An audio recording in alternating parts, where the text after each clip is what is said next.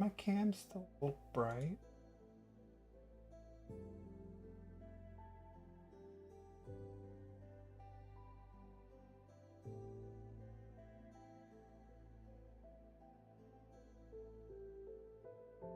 Ah, that should be.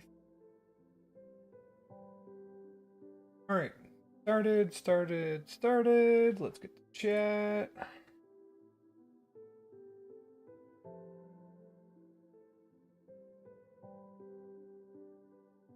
Activate, fine. Activate. Looks like we're good. Test.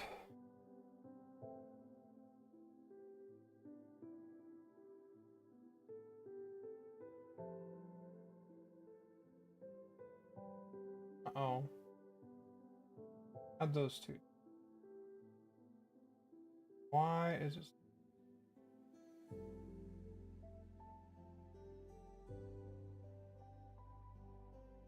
Oh, wrong account.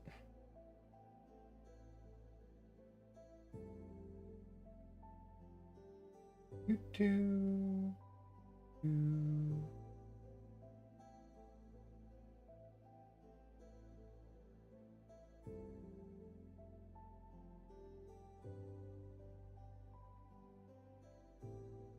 And we're live. Perfect. Perfect.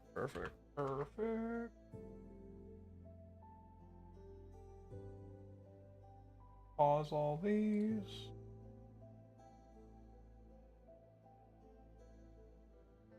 Okay, everything's working. So I'm just going to take a quick look at the news or news highlight, and then there's a couple topics I wanted to get into talking about today. But let's have a quick look at the news first. See what kind of stories it's found. Are you done?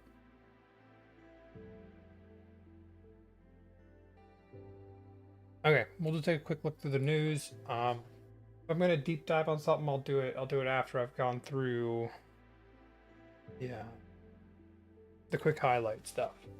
Okay, so let's have a look at some Canadian stories. Artemis 2 crew receives hero's welcome across Canada. Canadian astronaut Jeremy Henson and the NASA Artemis 2 crew are currently on a celebratory tour of Ottawa and Montreal after their historic lunar flyby mission.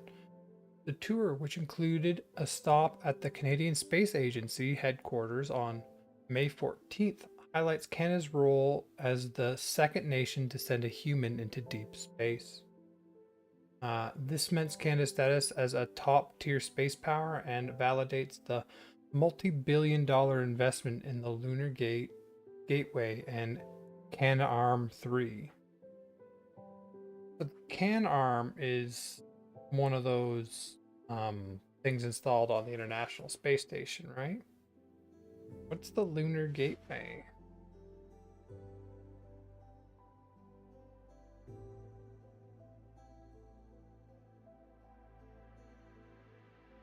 What is the Lunar Gateway? Sounds like it takes a lot of money. Gotta make sure chat's up. Perfect. Gotta be on that.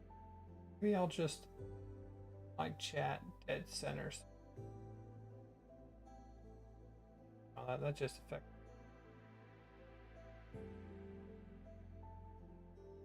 Bigger. Hopefully that'll help.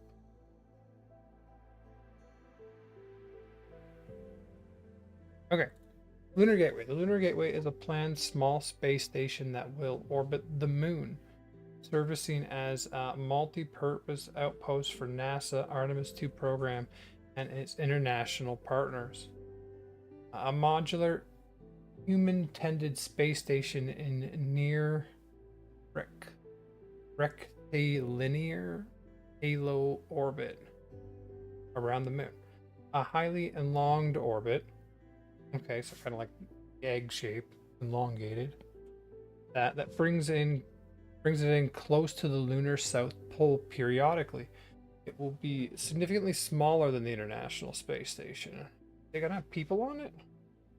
Key purpose, a staging point for astronauts' missions to the lunar surface, a hub for scientific research, a test bed for technologies needed for crewed Mars missions, a platform for robotic and human exploration of the moon.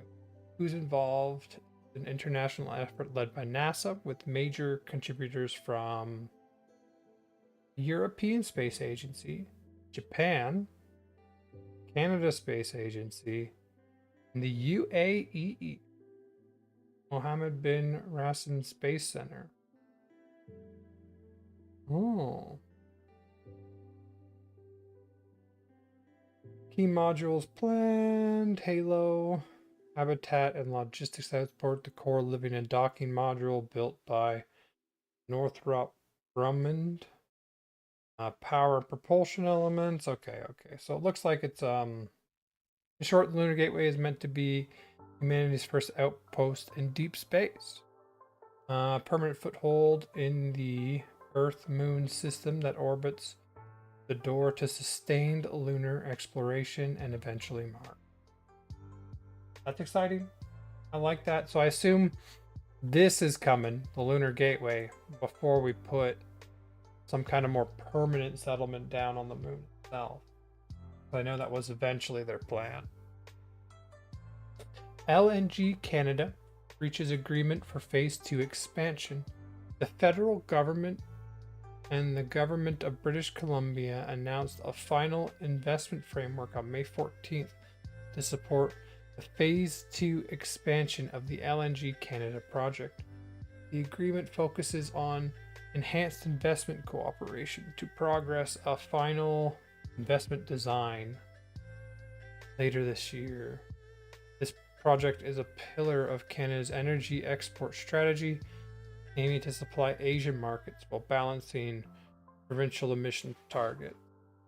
So this is like for a long time the Canadian government has been kind of hostile to oil and gas expansion. But now they're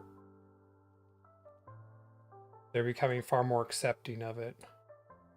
Like, as much as climate goals are nice, we still live in a world run by oil and gas. And so you can't cap these industries or hold back these industries doing significant damage to your economy. Now, could we be expanding more into oil and gas? I mean, I personally think so. I think it's going to be a while yet before we can fully move away like a more renewable system. But the other thing that may happen is after the war in Iran, once that all settles down, OPEC, the big oil producing nations that were kind of made like a cartel that controlled oil prices. What they did was they kept oil prices artificially high. And so what you could see is, one, we're starting to see the collapse of OPEC, which means some countries there, they may just start massively producing oil to make as much profit as they can now. And that could severely drop oil prices. And I know both in Canada and the US, extracting oil is expensive because, like, the easy oil to extract, we did that a long time ago. And so now to get the oil out, it's actually like, I want to say like $50 a barrel on average or something. And so if a bunch of countries leave OPEC and start massively producing oil and tank the oil price, it's possible they tank it below $50 a barrel, and all of a sudden Canadian oil and American oil is no longer profitable.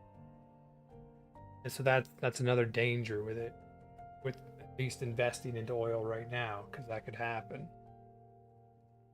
Let me just make sure. How much does a barrel of oil cost from the Alberta?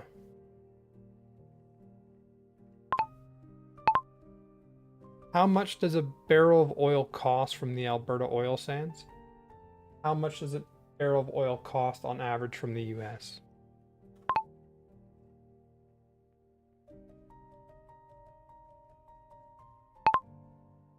How much does a barrel of oil cost from Saudi Arabia?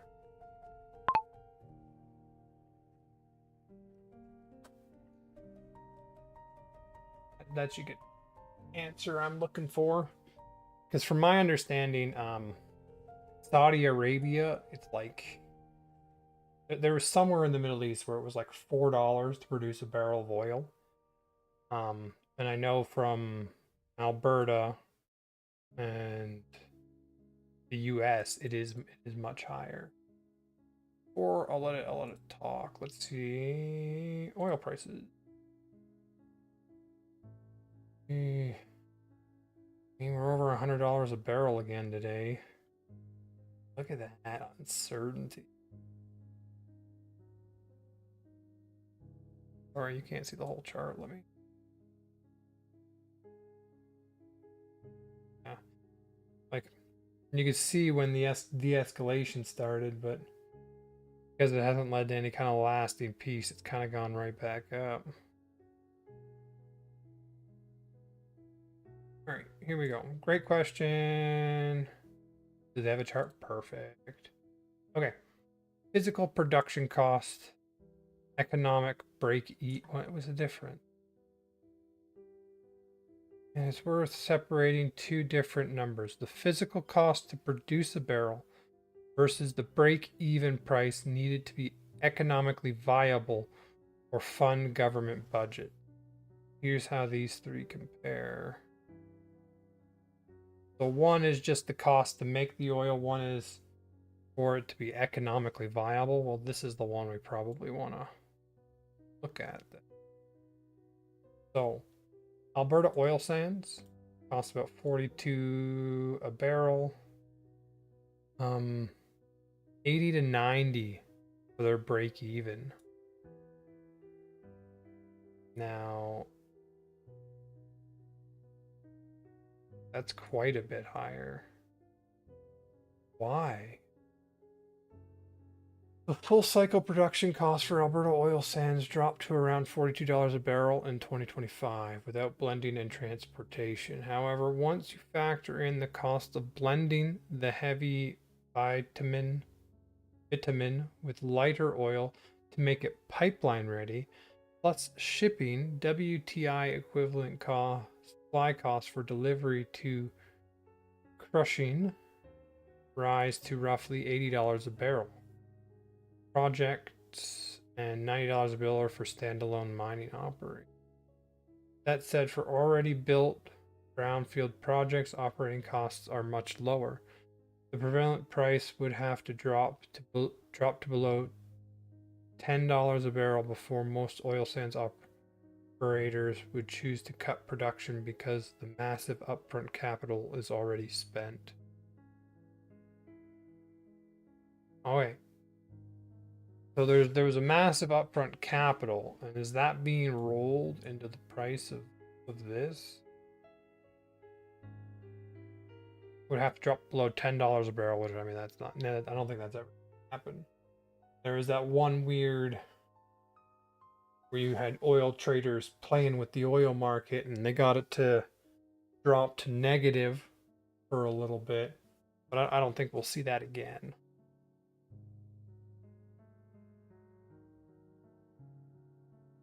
But really, $80 to $90 a barrel for the break-even point. The United States, Persimmon, $62 to $64 a barrel. They don't have. I think this is because of the type of oil and the transport that it's higher. The US doesn't have that problem. The US is more varied since it includes shale / fracking, offshore, and conventional oil. Biggest production region, the average break even price in the Permian Basin was $62, $64 a barrel, according to the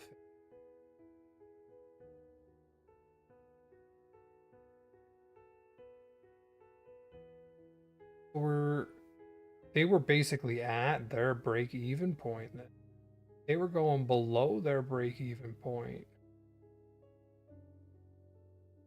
before, war.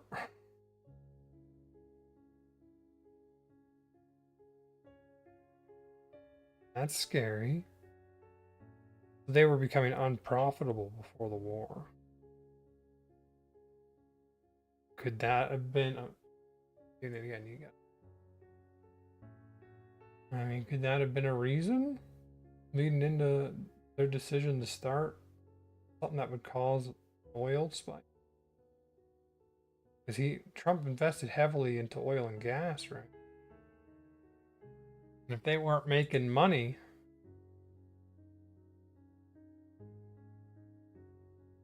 62 to 64, but like we certainly weren't making money very much either. Okay, Saudi Arabia, 350 a barrel. Why the heck is their break even so high? Okay, Saudi Arabia is in a class of its own for raw extraction costs. Saudi Aramco production and exploration costs an average averages $3.53 a barrel in 2024, the highest since 2018, but still among the lowest in the world. However, that doesn't tell the whole story. Saudi Arabia needs oil at around $90 a barrel to balance its national budget, because the government depends on oil revenue to fund massive social spending.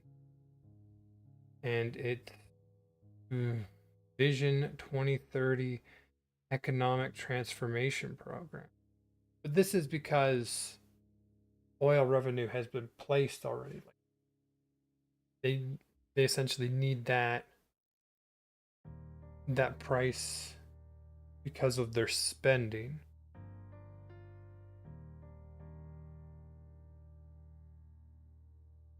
With Brent averaging around 62 to 63 a barrel in 2025, Saudi Arabia was facing a budget deficit, potentially exceeding 67 billion for the year.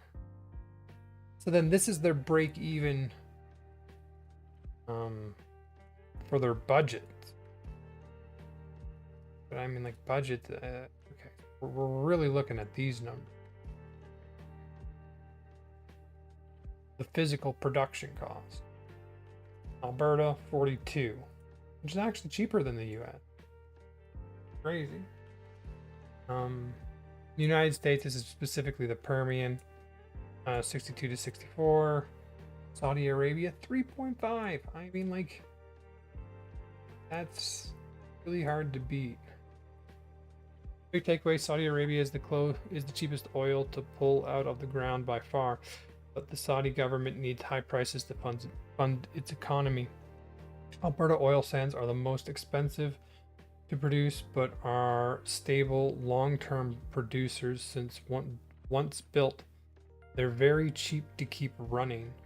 The US site sits in the middle, flexible but price sensitive for new drilling. Okay.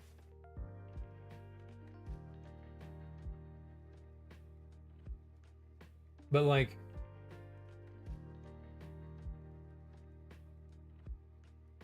what are they?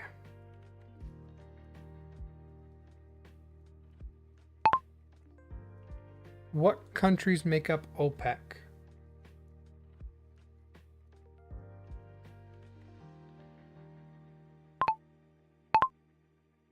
What countries make up OPEC?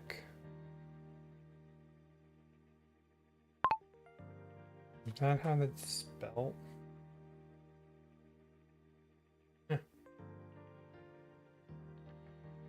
Hey! 11-member country. Middle East, Saudi Arabia, Iran, Iraq, Kuwait. These are the countries that are a part of like the oil cartel, that they limit production to keep pricing high to control profit.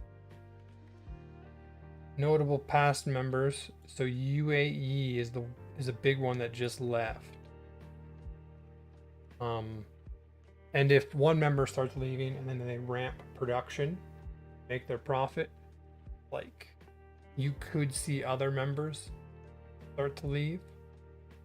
And if Saudi Arabia leaves, like you see how cheaply it can produce oil, right?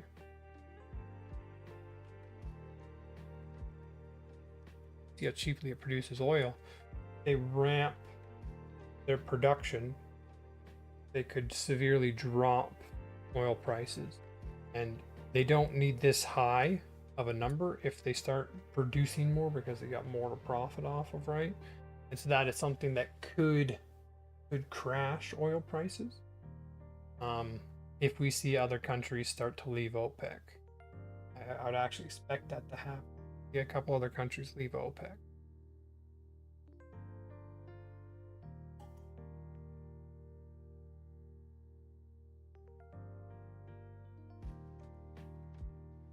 All right. I said I wasn't going to try and go into too much detail, but United States. Trump-Xi summit in Beijing. High-stakes diplomacy. President Trump arrived in Beijing on May 14th for a critical two-day summit with President Xi Jinping to discuss extending a 2025 trade truce and the Iran war crisis. The meeting includes a high-profile delegation of CEOs, including Elon Musk and Jensen Huang, highlighting the intersection of AI technology and national security. The outcome will dictate global trade stability for the next 4 years and determine if the two powers can co-manage the escalating energy crisis in the Persian Gulf. Okay. I mean, there's not really a lot to report on that until we actually know what happens. Right? All right, next, an executive order on election integrity faces court challenge.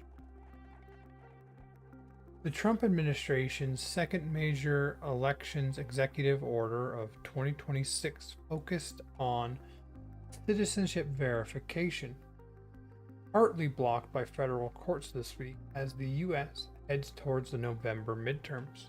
Critics argue the order targets mail-in voting, while the administration maintains it is necessary for voter integrity. Like, from my understanding, the Democrats take, like, more Democrats use mail-in voting than more Republicans. And so it is just something they target or are targeting in order to try and, get more votes for themselves. The legal battle over this order will shape the logistics and legitimacy of the 2026 midterm elections, where control of Congress is at stake. Global and international news. Iran war. Lebanon ceasefire expires amid continued strikes. The Operations Epic Fury ceasefire between Israel and Hezbollah expired on May 14th. Okay, today. Leading to immediate IDF airstrikes in southern Lebanon after residents were told to evacuate. So as soon as the ceasefire was over, they just went right back to fighting. While an indefinite US-led ceasefire with Iran remains technically in place, the lapse in Lebanon threatens a wider regional re-escalation. A full-scale return to hostilities would disrupt the Strait of Hormuz, where global oil prices are already hovering above $105 a barrel. But, like, nobody's getting through the Strait of Hormuz, right? Still?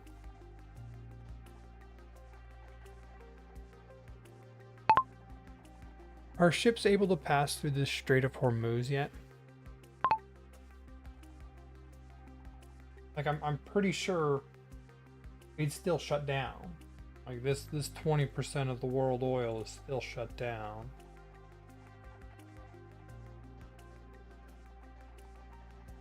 No.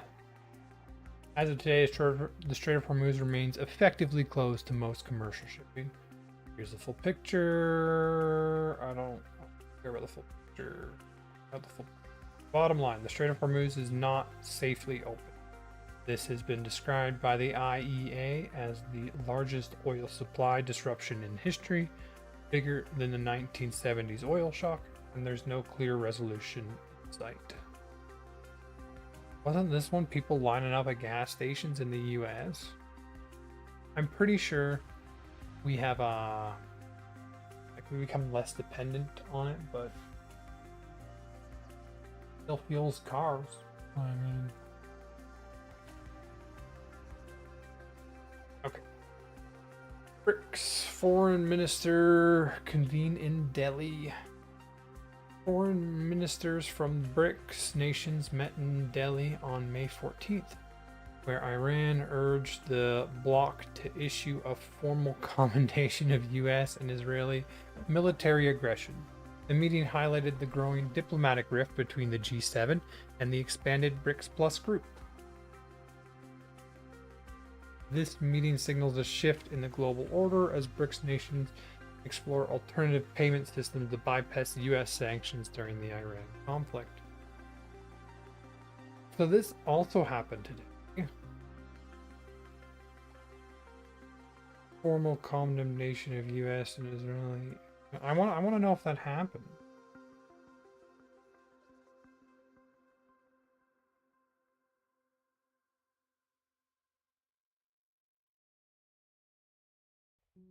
What is this? Convene in Delhi.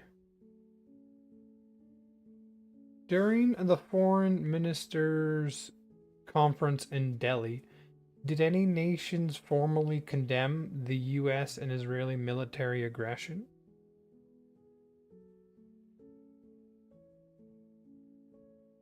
Ooh. Oh, I put it on thinking.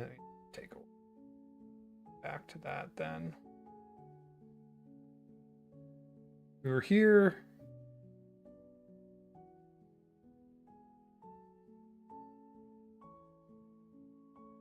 I guess I got, if we're moving on to another one. Ooh, FIFA World Cup. During the BRICS Foreign Minister Conference in New Delhi on May 14, 2026, Iran was the only nation to formally and explicitly call for a collective condemnation on the United States and Israel. Iran Foreign Minister Abbas urged member states to denounce what he termed illegal aggression and brutal violations of international law by the US and Israel, specifically referencing military strikes against Iran that occurred earlier in the year. He argued that the bloc should take concrete action to halt warmongering and shatter the false sense of entitlement held by Western powers. Like, I mean, concrete action to halt warmongering. Iran is funding terrorist organizations in multiple other countries that cause warmongering.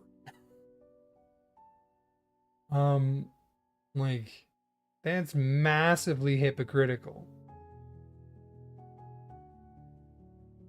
Massively hypocritical. Whoa. Well, Iran pushed for a sharp, specific rebuke. The response from other BRICS nations was more measured.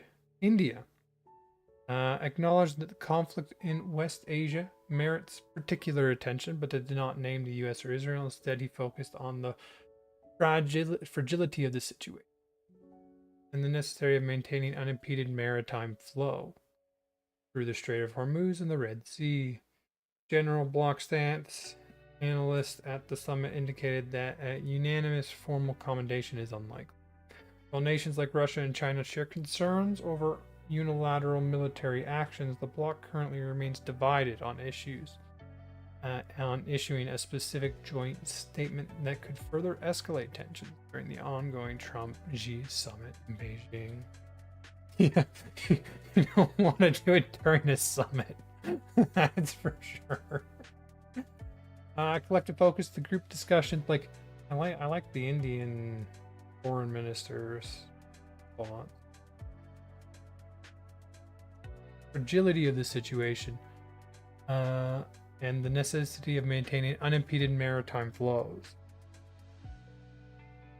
Collective focus. The group's discussion leaned towards broader themes of reformed multilateralism and opposed to unilateral coercive measures, rather than naming specific combatants in a formal communique.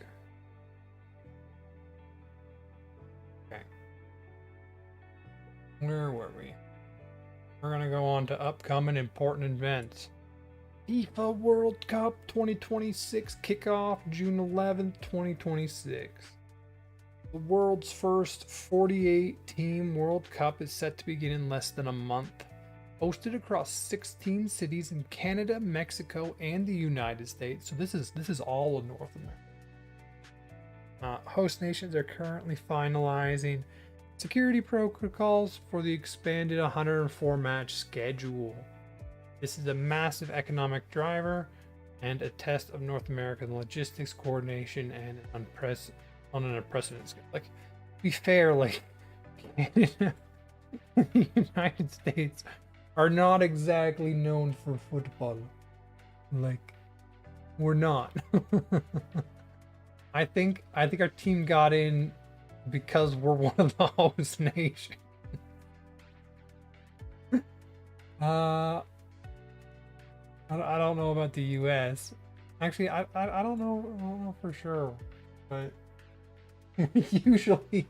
usually don't make it to the FIFA World Cup. I'm not so sure about Mexico. I think football's a bit bigger there. All right, Kuzma 6-year joint review, July 1st. That's coming up. But remember, this is the first review. If they don't come to an agreement, then they just do a review again the next year. If they don't come to an agreement, they just do a review again the next year. For 10 more years, technically. All right, manufacturing leaders from Canada, the US, and Mexico met in Washington this week to coordinate their positions ahead of the mandatory 6-year review of the North American Trade Agreement. Oh, it's nice they're actually getting together. The sunset clause means that if any nation does not agree to continue the deal, it could trigger a path towards the agreement dissolution by 2036. When met in Washington this week. Okay, so that's absolutely something I want to ask further about.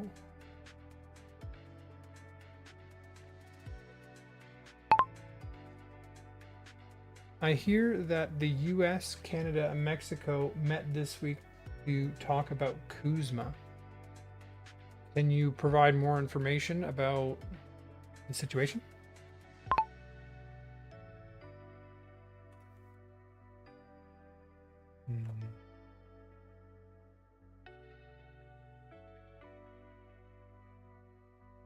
Kuzma? Okay, US, Mexico? Agreement. Ah.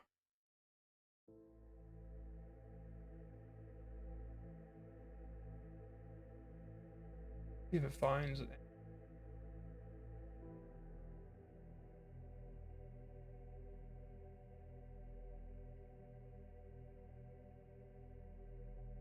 Ooh, it doesn't look like we're gonna get anything at this moment. Great timing on this question. The meeting you're referring to is happening right now. Today in Washington. Here's the full picture. Well, I mean, if it's happening right now, we're not going to get our answer. So we're gonna have to wait on that.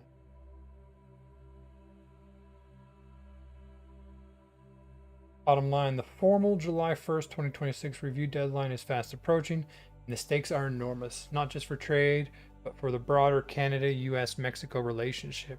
The industry conference happening today is essentially a last-ditch effort by manufacturers in all three countries to convince their governments to preserve what's working.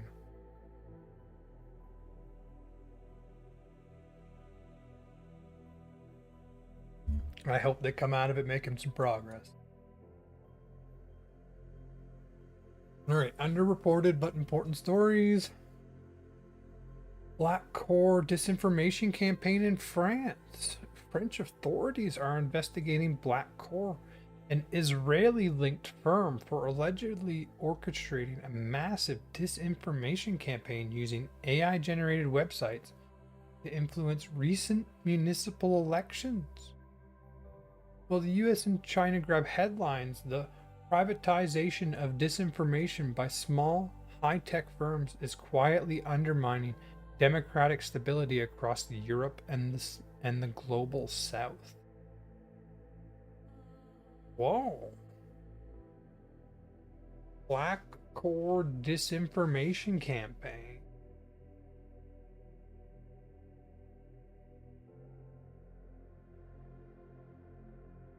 Let's have a look at the other one here. Military expansion threatening Pacific coral reefs.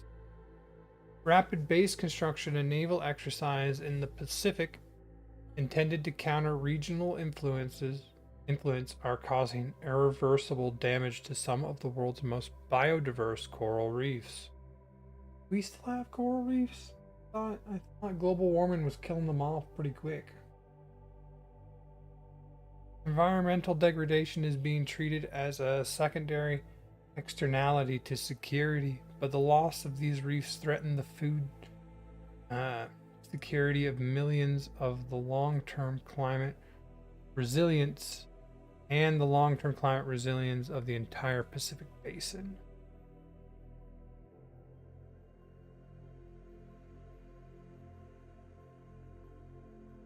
I like know more about this one.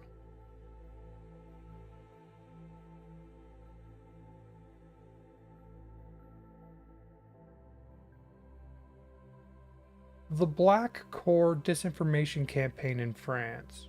What kind of misinformation were they spreading?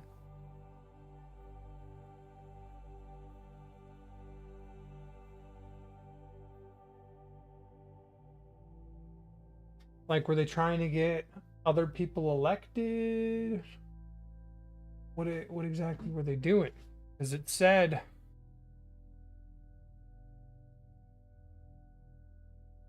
that was another question.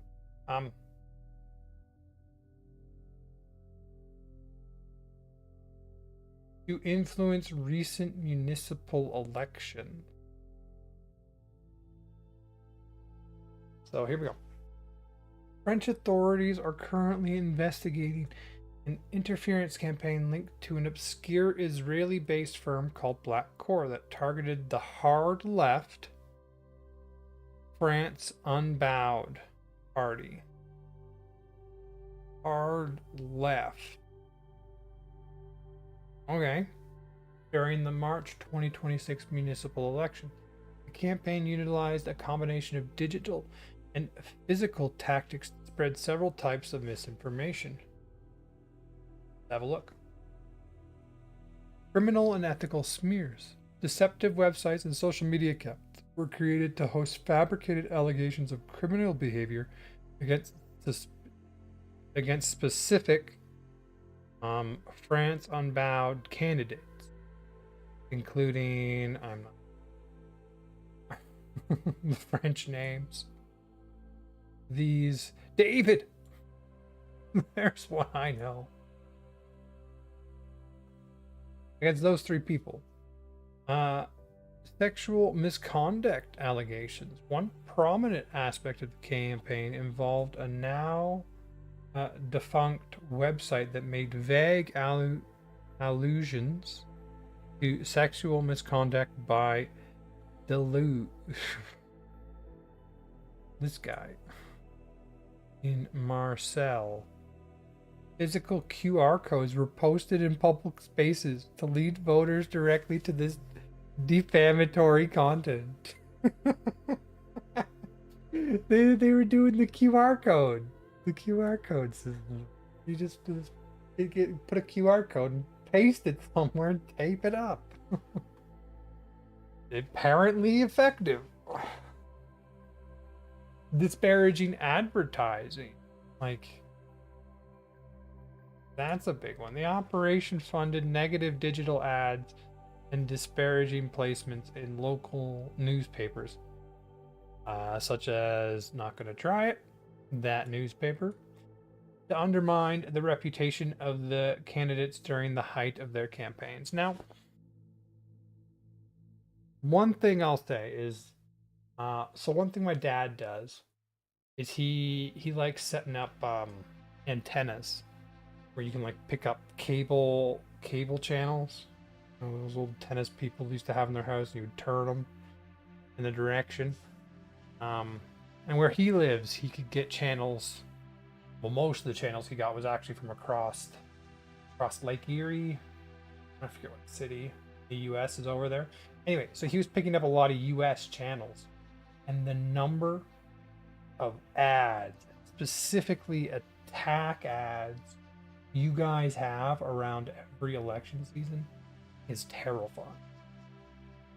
I swear, the amount of show you got to watch cut down significantly, and it was filled with political attack ads continuously. One, then the other side, then the other side, then the other side. Just like crazy numbers of attack ads. All right. Coordinating inauthentic behavior, Meta, parent company of Facebook, confirmed that it removed a network of accounts originating in Israel that used AI-generated personas and websites to artificially amplify these narratives and manipulate public perception. Well, French intelligence agency, the IGINUM, noted that that's one French intelligence agency. We're gonna get this one right.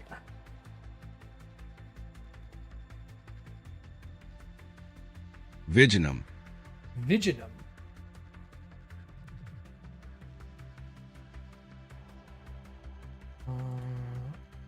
While Viginum noted that the operation was relatively limited, the investigation is ongoing to determine who commissioned the campaign and how it fits into a broader pattern of private sector disinformation targeting European democratic processes. So they think its effect was rather limited. But I mean, it's currently limited. I think as AI starts to get better, the whole, where is it? Meta confirmed that it removed a network of accounts. What happens when you can't determine the, when these accounts you can't differentiate from normal account? Like, that's going to be a problem.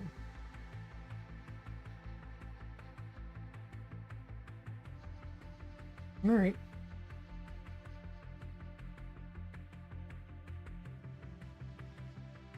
Well, that covers that. Let's move on. What did I want to cover today? Not choose safety. So this is something that's going on in California, and I remember there was a couple questions I asked where the Safety Act came up prominently, and I was like, okay, I need to look into what it actually is. And get a good description and definition for it. So,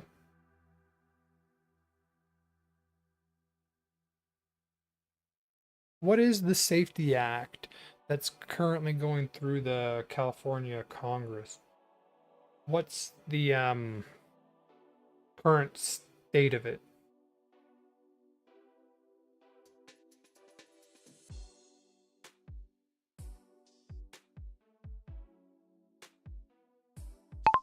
Can you go into details for?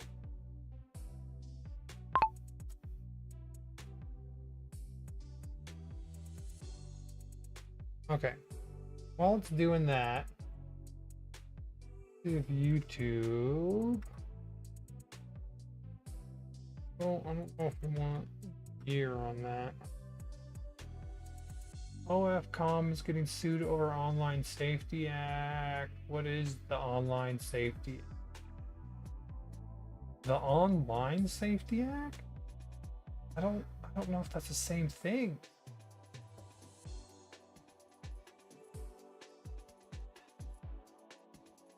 Is the Online Safety Act and Safety Act different? Here we go. Let's read this one.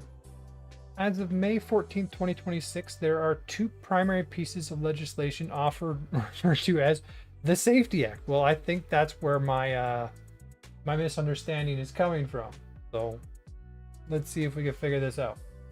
Making significant waves in the California state legislature, often colloquially called the California Congress.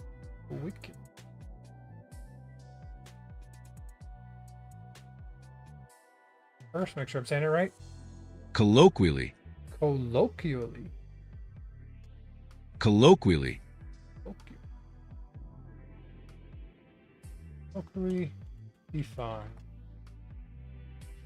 Colloquially is an adverb meaning to speak or write in an informal, conversational style rather than a formal or academic language. Speak or write informal. Okay. Okay, so it's often called the California Congress, the California State Legislature. Okay.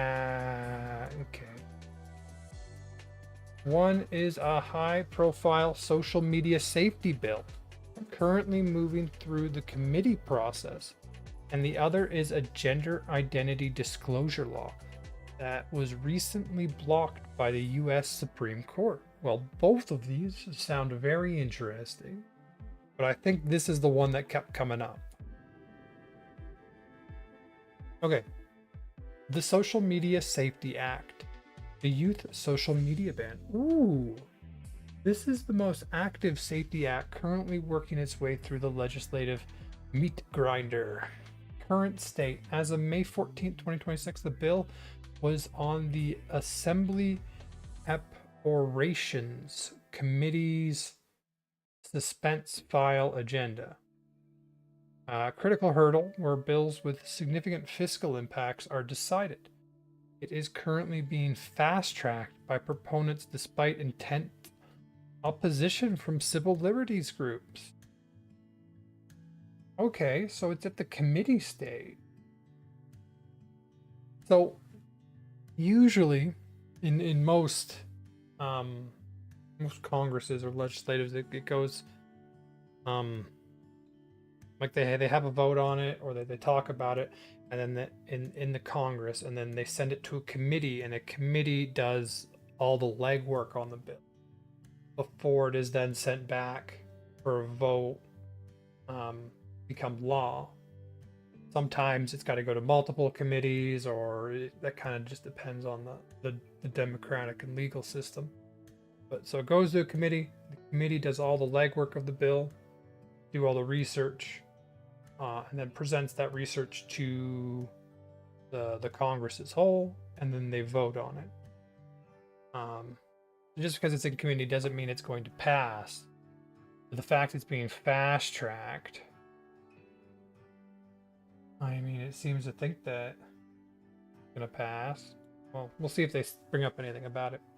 The ban. It would prohibit social media platforms from allowing users under the age of 16 to create accounts. So this is very similar to Australia. Although the Australia one, I think they're rolling that one out in like steps. And the first stage wasn't they've already used wasn't as firm as they wanted. There was a lot of like loopholes, and people can still get through it. And now they're working on patching those holes. So we'll see. But it's interesting that the California seems to be copying them quickly. Identity verification. It mandates that all users, regardless of age, provide government-issued ID or undergo highly reliable biometric aid verification to access social media platforms. I don't think you're ever going to get highly reliable biometric age verification to access social media platforms. Like, a kid could just be like, "Hey, Dad, let me see your face for a second here. Just hold still. Yeah, yeah, perfect. Okay, now I got my social." I'm like, let me hold up a picture, or let me hold let me create a 3D model on a computer, and that'll let me get through. Like, I don't know if that is ever gonna work, which means government issued ID is probably gonna be the thing you need. And I imagine, like, if they're smart, they'll turn it into some kind of digital ID. That you don't have to give your ID to every place, and you just have to give your digital ID, and then the government confirms, yes, this is who they say they are. But we're not there yet. That would actually, this is a case where digital ID would actually make the process easier. Addictive feeds, it would ban the use of addictive algorithm-driven feeds for minors without explicit parental consent. Isn't that all feeds? Like, all algorithms are designed this way? Like, that's just kind of how it is. If you can't make an algorithm driven feed, then what? You make it so they have to search and find content? I mean, I don't know. To me, like, the feed system where it like offers you, in many of the swipe apps, it's just, oh, the next thing is chosen for you, that you get to choose whether to swipe through or not, and then it learns, and then it figures out what you don't swipe through, and it gives you more of that. But for things like YouTube, they also have algorithm driven feed. When you watch a video, let's say we're going to watch this one, they have one that'll pop up next, right? You may never. So they're everywhere. How do you get rid of that for people under 16? Are you trying to get rid of that for everyone? I mean, that seems excessive. But they said specifically for minors.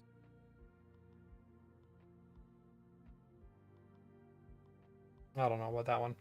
Penalties. Large platforms could face fines of up to 5,000 per violation if they fail to enforce these age gates. So what, like 5,000 per day? So if you let like a 14-year-old on for 2 years, and then they hit 16 and they can finally like get there, then they can like fine you for 2 years worth of 5,000 a day. Like that would be large enough to have an impact. But if it's just 5,000 like per person, that's just going to be cost of doing business. The debate. Proponents, led by Assemblymember Josh Lorethel, argue the bill is a necessary response to a youth mental health crisis. Definitely. I would also say a youth unhappiness crisis. How I would personally phrase it. But that's another way of saying the same thing. Driven by predatory algorithms.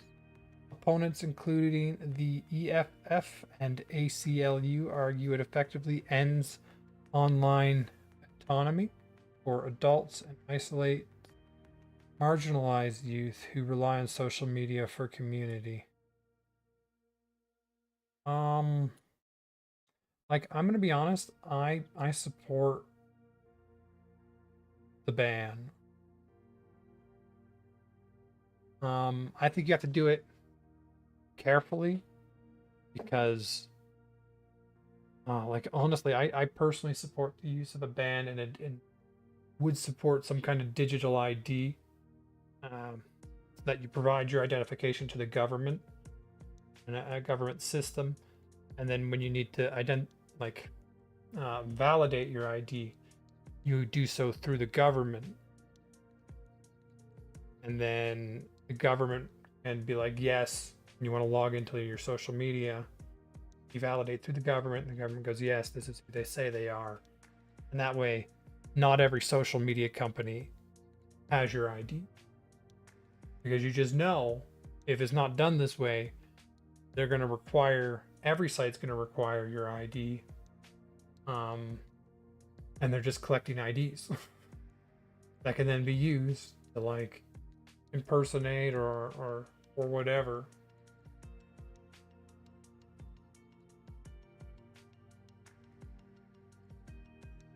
Yeah, so that, like, I think you need to build a system if you want to put this in place. And I think we have the technology to build it now. We just need to do it. And once you have digital ID system, then you can then it would allow you to enforce a ban for under 16. Without it, it's going to be hard.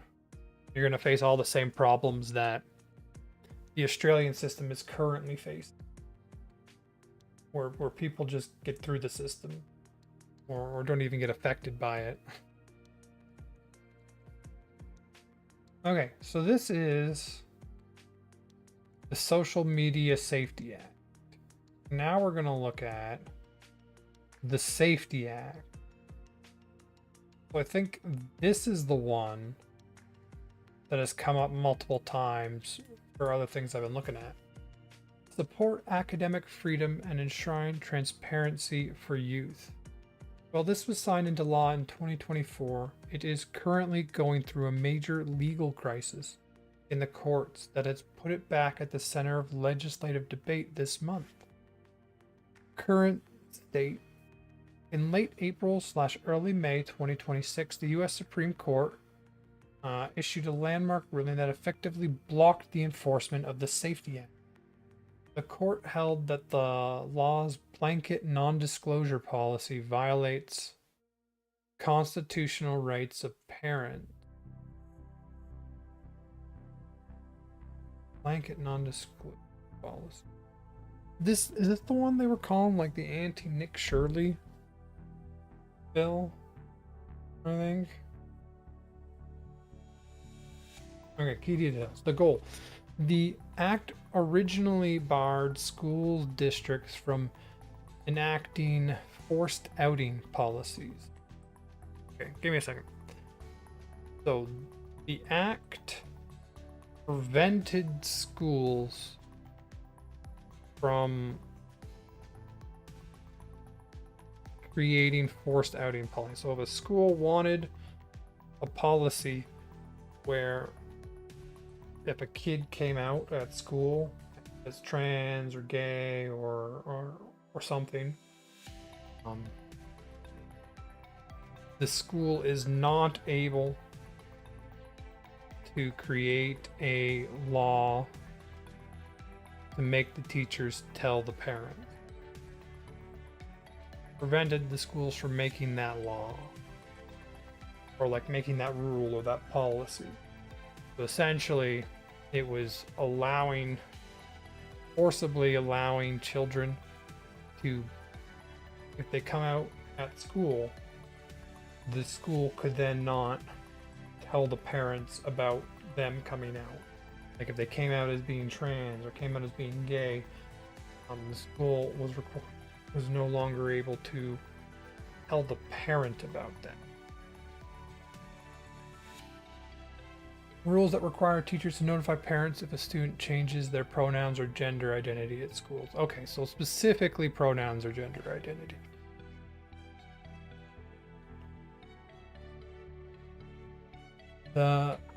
The legal conflict. The Trump era Department of Education and the Supreme Court majority argued that California cannot shut parents out of critical decisions regarding their children's mental health.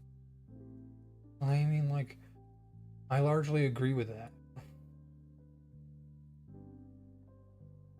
Like, if I had a kid and they came out as a different gender identity at school, like that's something I'd like to know.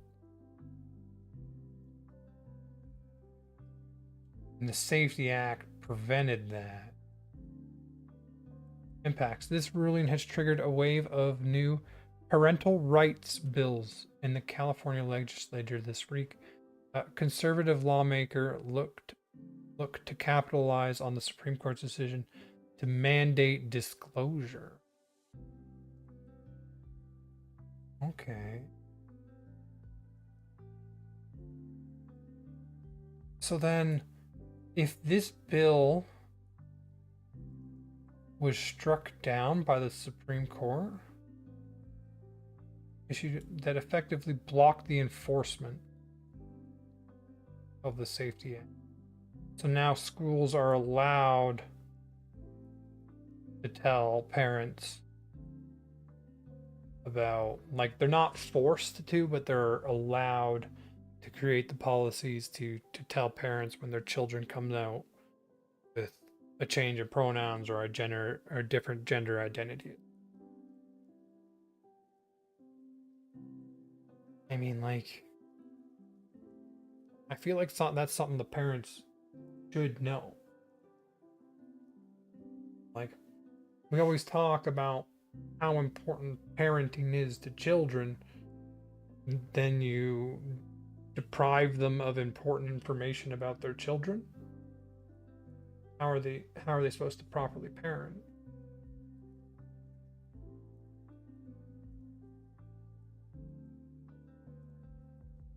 I don't quite follow that. Like, maybe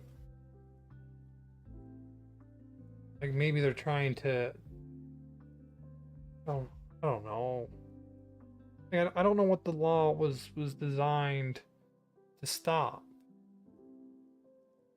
Because, like, there is bad parenting now, obviously.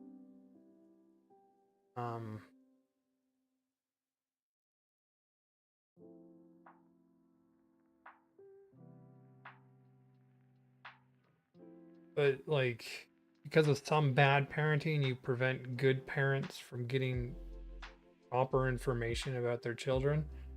I just don't see it helping at all. I'm actually quite supportive that the Supreme Court has struck this one down.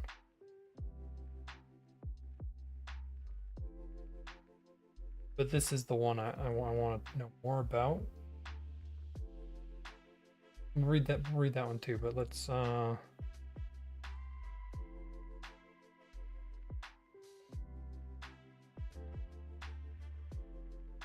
do we phrase this?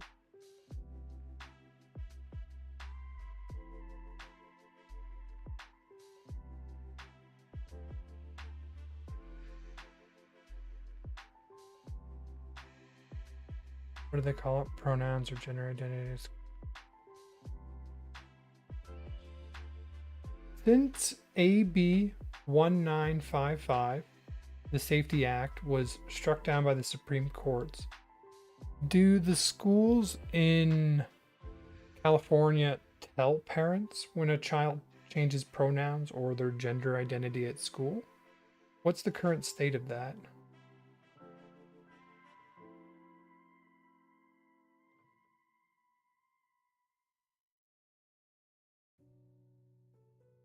We do not need a question mark there. Tell parents. We do need a question mark there. What's the current state of that? Why do we have two questions? Okay. Well, it thinks. We're going to go back and we're going to read this one. Okay. Well, it thinks. We're going to go back and we're going to read this one. Stop scrolling. SB 53, the Frontier AI Safety Act. Ooh, there's a third one. If you're following technology news, is the AI safety legislation you are likely hearing about. Current state. After the why are there 3 safety acts? Can you not come up with better names? Oh. Current state. After the original AI Safety Act was vetoed in 2024, the state passed SB 53, the Transparency and Frontier AI Act, in late 2025. It is currently in the implementation phase, with new reporting requirements taking effect this year. It requires developers of frontier models to submit public safety plans to the state. Whistleblower protection. It protects AI lab employees who report catastrophic risk or cybersecurity failures to California authorities. National move. Senator Scott Wayner.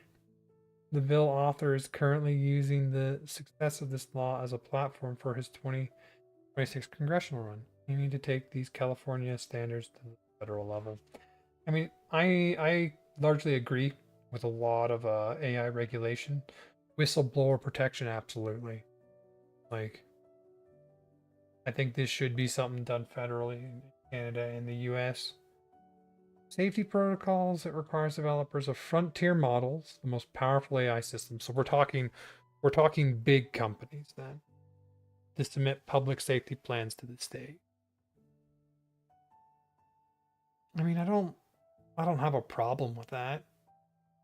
The whistleblower protection stuff I support a lot though. Like, as long as it doesn't act like a regulation on smaller developers. Because as soon as you start doing that, then you start creating barriers to entry and you will have less innovation. But if it's just like frontier models, the most powerful AI systems, then I think that's fine. I actually like that one. Looks like California's doing more for AI legislation than the US government.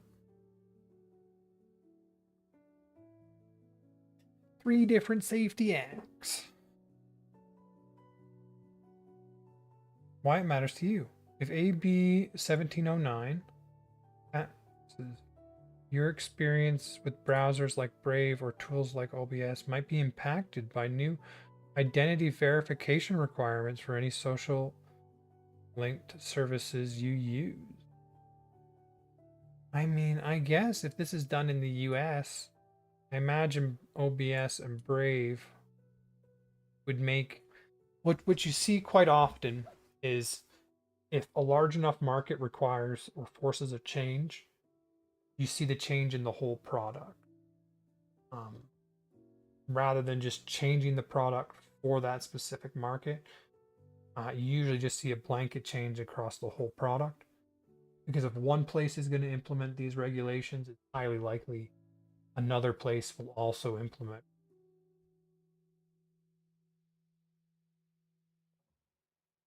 And so changing the product to just across the board is usually what. Now that I think about it, give me a second. I have not edited my stream information. Yes. Okay. Just they were talking about the safety. Talked about all 3. Still in just chatting. This will just.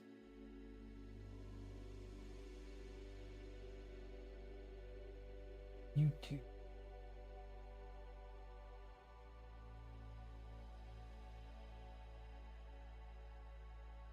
Entertainment? Yeah, sure. Right. Let's continue. So when the Safety Act I was thinking about was definitely this one.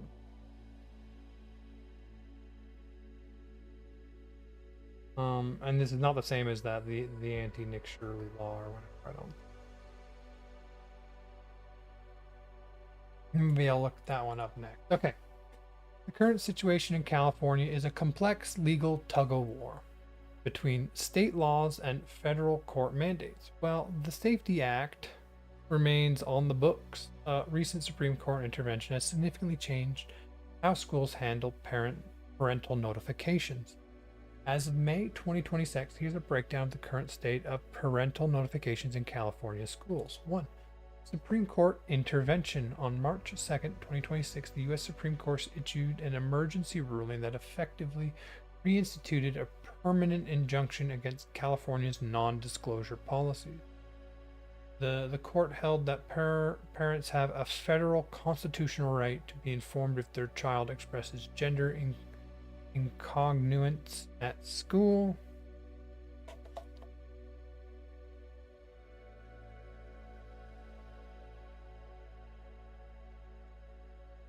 Colloquially. Incongruence. Incongruence. Like a difference from what they usually show. Congruence is the state of not fitting well together, incompatibility, or a lack of harmony between elements. Congruent. Incongruence. They're able to be informed if their child expresses gender incongruence at school. So like a different from what they usually show. Okay. Or what they show them. The impact. The court ruled that schools cannot permit or require employees to mislead parents or withhold information about a child's gender presentation or social transitioning. I mean, like, I agree with this one. It's been a while since I agreed with the Supreme Court.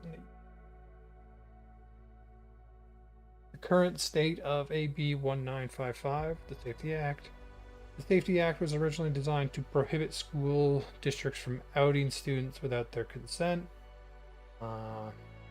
Technical law, like we already know what the legally blocked. Information or records regarding their child gender identity, the school cannot refuse or hide information. Okay. The Safety Act was originally designed to prohibit school districts from outing students without their consent. Technical law. The Act is still in effect, meaning schools cannot create mandatory automatic notification policies that require teachers to police gender and proactively call parents the moment a change occurs. I mean, that's fine. Legally blocked, however, because of the injunction, the Maribel injunction. If a parent asks a school for information or recording regarding their child's gender identity, the school cannot refuse or hide that information. Citing AB 1955.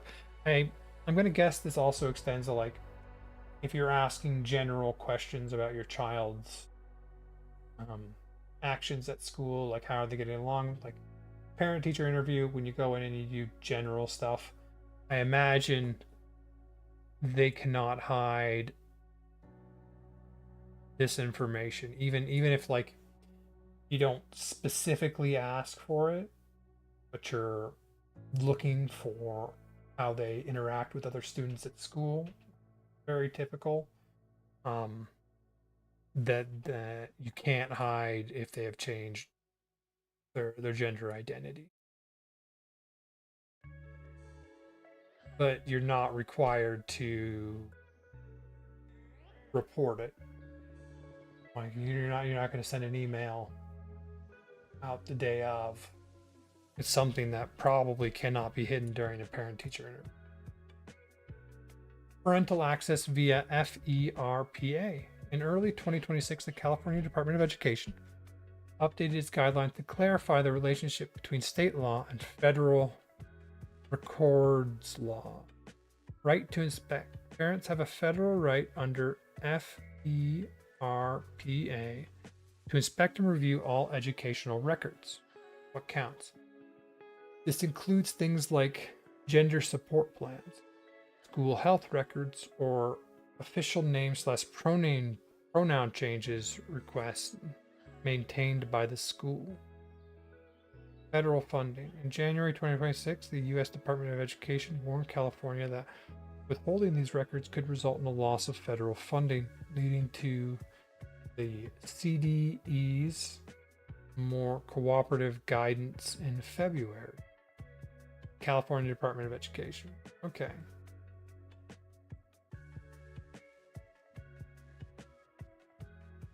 All right. Summary of the current state scenario. What happens? Proactive notification. Schools generally do not have proactive call parents the second the student mentions a new pronouns unless a local district policy says otherwise. Parent inquiry. If a parent asks the school about their child's gender identity or presentation, the school must be truthful and cannot withhold the information. Record requests. Parents have the right to see any written records, like gender support plans, that mention a student's identity. Teachers' rights. Under the Maribel ruling, teachers are protected from being disciplined if they choose to share gender identity information with parents. Yeah, that's weird, right? Because you're technically at odds with a state level law while following federal level law.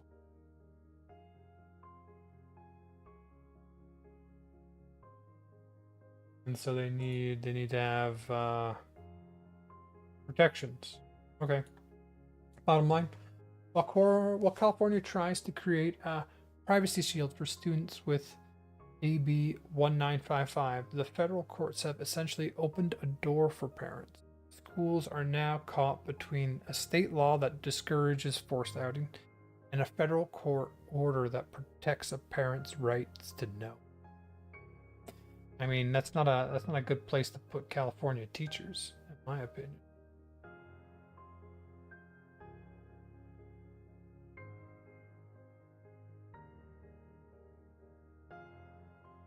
Like, mistakes are going to get made.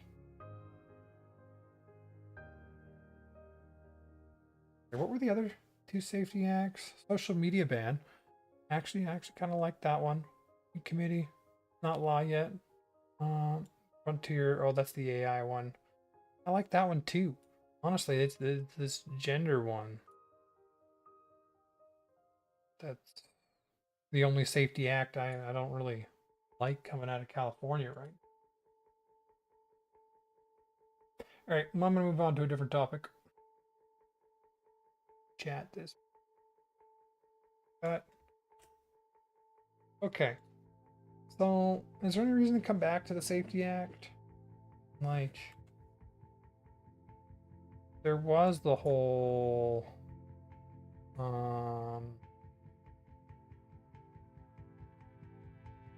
not the AI aspect of it, but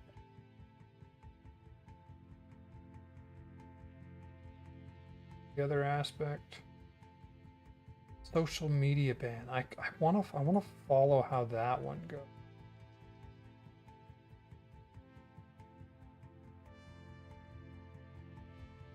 Because so far the only social media ban we have is the one out of Australia. So having another place to we can follow and we can see the reaction from doing that. Paste. Perfect. Okay. Maybe we'll follow up on that another time. Once we leave. This is in committee. It was being fast tracked.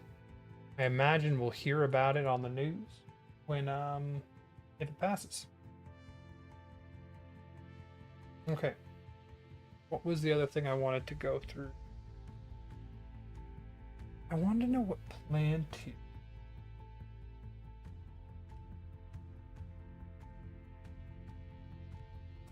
What is here and now and done?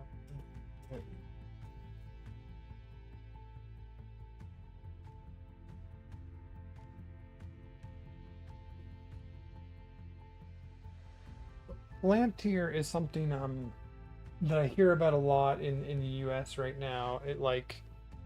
It's some kind of AI technology that works with government systems. As far as I understand, I don't know too deeply about it, which is why we're gonna do a quick review. Let's see, maybe there's a video that you don't understand what Palantir just did. What does Palantir actually do? I mean, Palantir technology is explained like you're 5. I like the looks of both of those, honestly. Grand Capital or Good Word.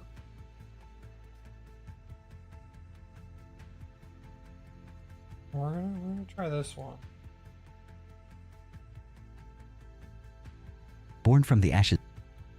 So first thing, we're gonna read about it, and then I'm gonna try and maybe watch that video. Here we go. Palantir Technology is an American software company that specializes in big data analytics. Okay.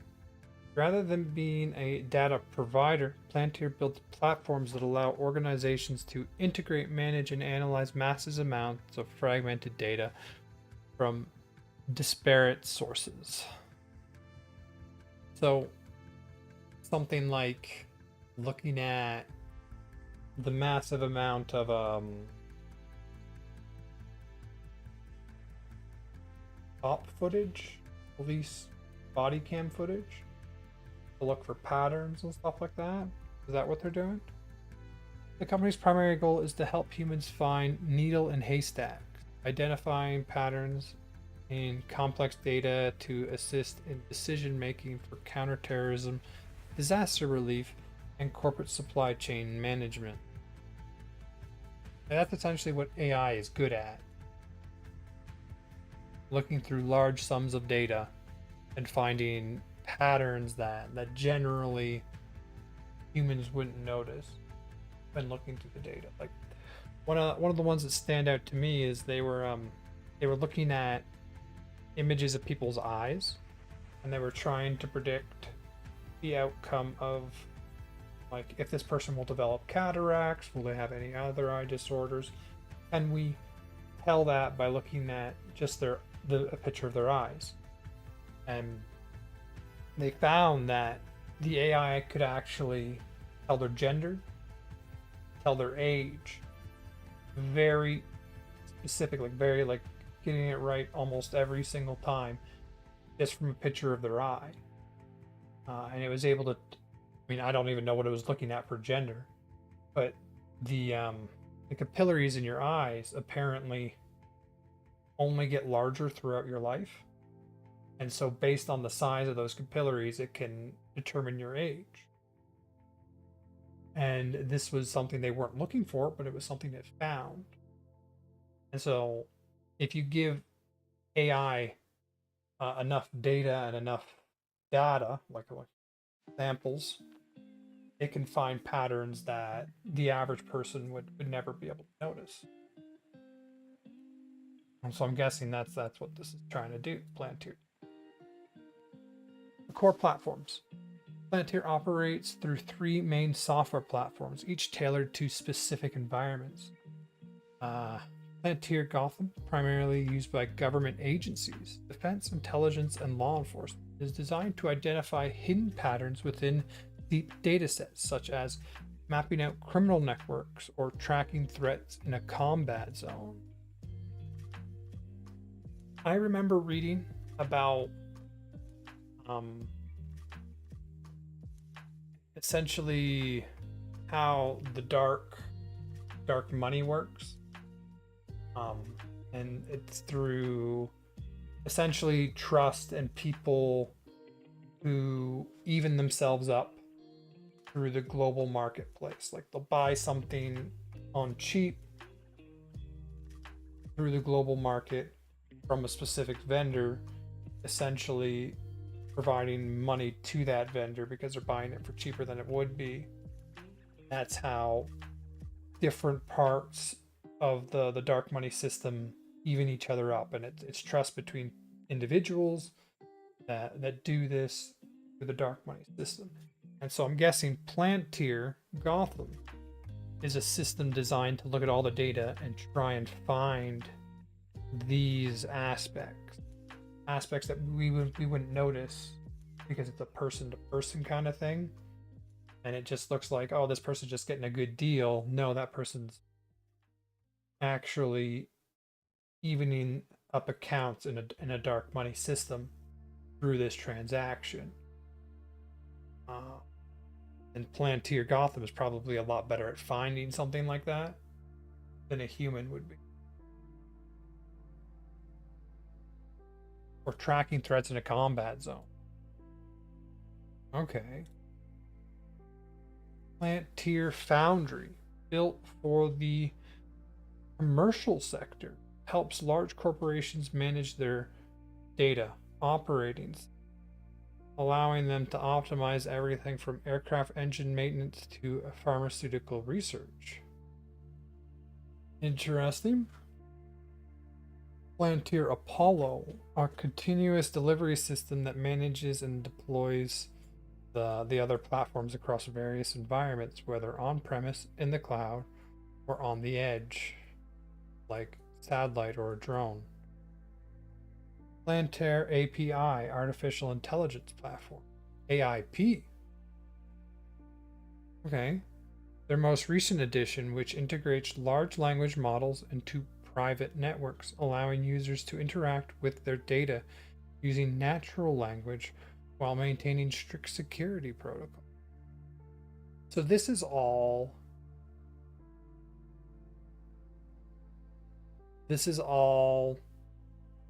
bringing AI to specific agencies and sectors.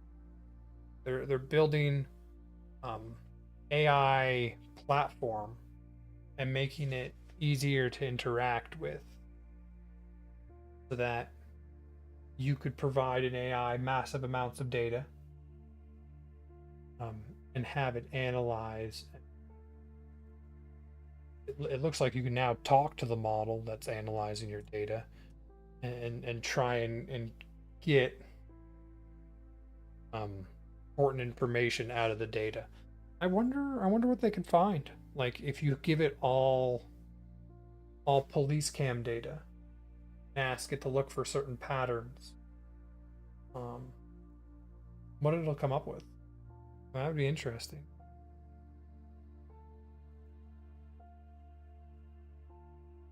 How it works, the mechanism.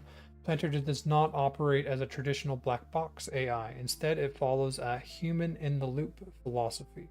The process generally follows these steps. Data integration. Organizations often store data in silos. Spreadsheets, emails, sensors, and legacy databases that don't talk to each other. Plantier software pulls this data into a single environment without requiring the organization to move or rewrite the original data. So then are they training some kind of model off the data? Or is it just you pull it into a big database? The semantic layer, the ontology. This is Plantier's most distinct feature. It transforms raw data into a human-readable ontology. Instead of looking at rows and columns in a dataset, the user sees real-world objects such as part numbers, factory, shipments, or employee, and the relationships between them. So it's interpreting the data.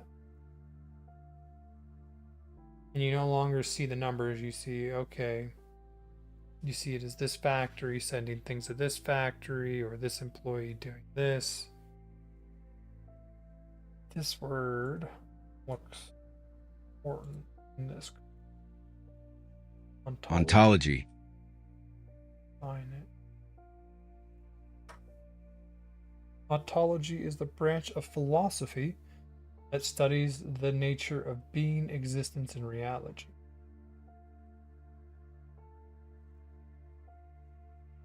The ontology. Human readable ontology. Okay. An analyst and visualization. Once the data is mapped, users can use various tools to analyze it. Link analysis, visualize how different entities, people, places, and things are connected. Temporal analysis, seeing how events unfold over a timeline. Geospatial analysis, mapping data onto physical locations. So basically, this sounds like just really complex software to interpret data.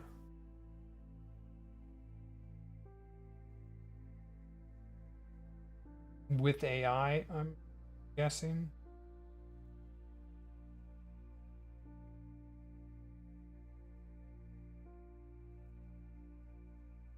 But yeah, this is just all data interpretation. And so the thing that's unique about Plantier is that it uses AI and allows you to interpret larger scale data sets, more data over from different aspects to look for patterns. Because Plantier often handles highly sensitive information, the software is built with granular access control. It tracks exactly who viewed what data and when, ensuring that users only see information they are authorized to access. That's good. Key use cases: government tracking the spread of disease, detecting financial fraud, and military mission plan. Commercial optimizing manufacturing supply chain, managing hospital resource allocation, and detecting money laundering in banks.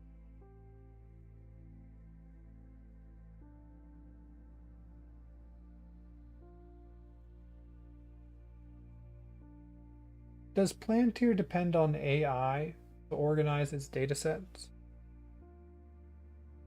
From my understanding, it was like one of the first big applications that wasn't an AI company, but specifically used AI. Actually, Plantier's secret sauce for organizing data isn't AI. It's something called an ontology. Nature of being, existence, and reality. Like, is that just the phrase they're using?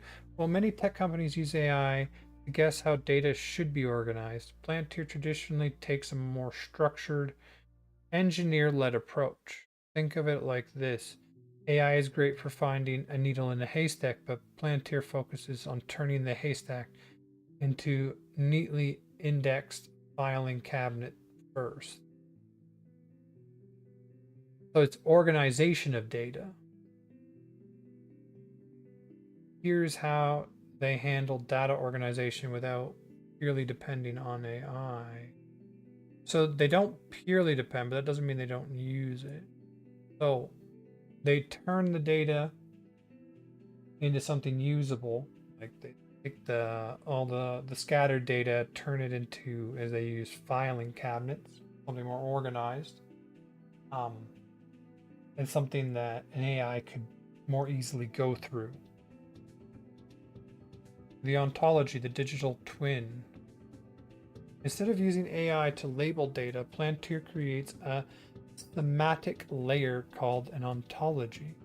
This maps raw data, like spreadsheets or sensor logs, into real-world objects. Without AI, engineers and business users define what an airplane, employee, or supply route looks like. Because humans, or specific code, defines these rules, the data is 100% accurate and reliable. AI can hallucinate or misinterpret data, but an ontology provides a rigid, truthful foundation that everyone in the company agrees on. So this is just data interpretation. AI as a co-pilot. With the recent launch of their artificial intelligence platform, Plantier does use AI, but its role is specific. AI uses the data, it doesn't just organize. Once the ontology is built, which is just people organizing the data from like different sources, putting it all together and organizing it, Plantier lets AI, like large language models, read that organized data to suggest actions, like reroute this shipment because of the storm. AI forward development engineers. They have recently introduced AI agents that help automate the process of building these data pipelines.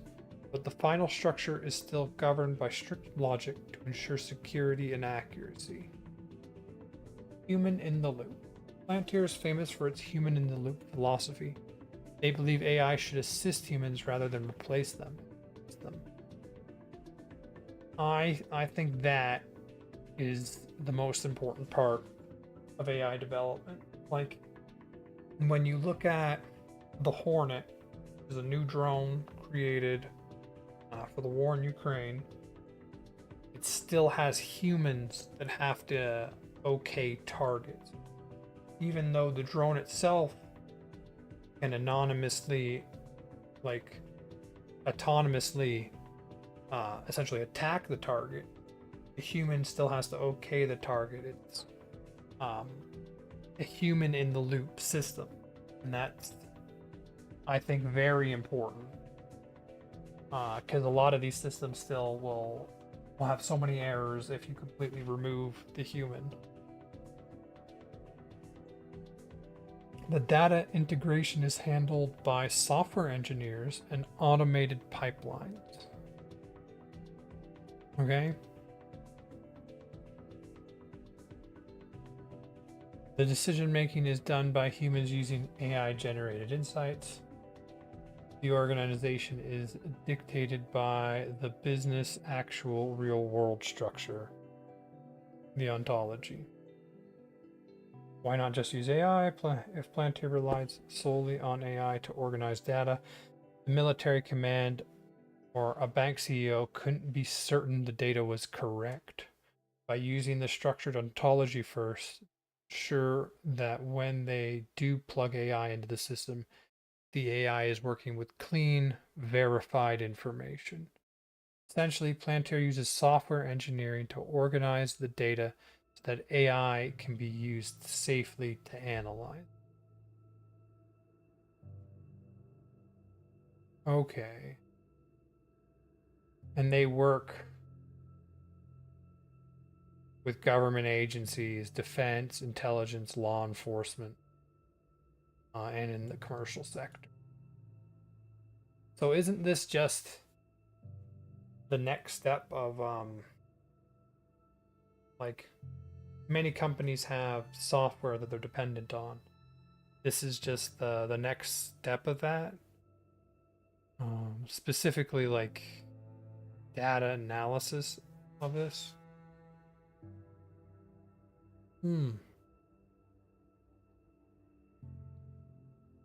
Okay, that's interesting. I kind of like it. The whole human in the loop thing is nice. I think we have to keep that, or we're gonna have problems. Let's watch a short video here and see what they have to say. All right, here we go. Of 9/11 and funded by the CIA. One company built an AI to see everything and everyone. It tracks wars, borders, pandemics, and profits. Governments use it. Corporations depend on it. And most people don't even know it exists. This is Palantir, the most dangerous AI company in the world. Is it really AI? Like, the whole thing we were talking about is that it uses automated systems and human engineers to organize data. And then you can use an AI, now that the data's been organized, properly cataloged essentially by humans, you can now use an AI to more cleanly interact with that data.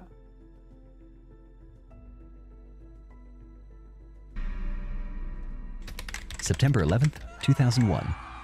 4 planes, 2 towers, We're talking about the same thing, right? Palantir. Yeah. 3,000 lives lost. And one question burned into every intelligence report for the next decade. How the hell did we not see it coming? Yeah. The US had all the data. Multiple agencies had pieces of the puzzle. But no one connected the dots.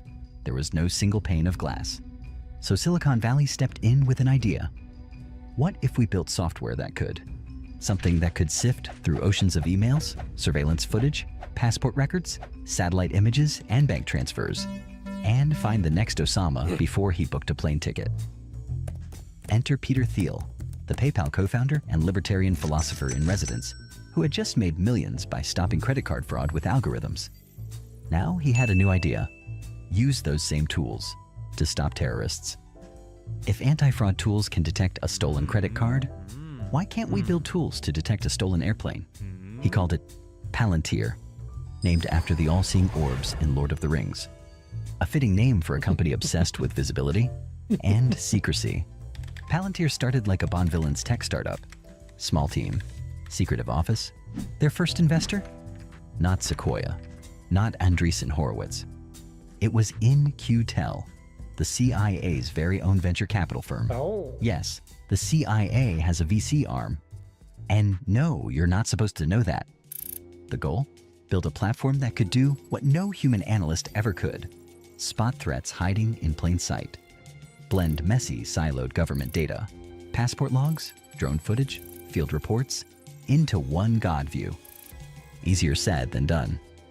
Early Palantir was buggy, over So then, all the data, do they like, keep it all?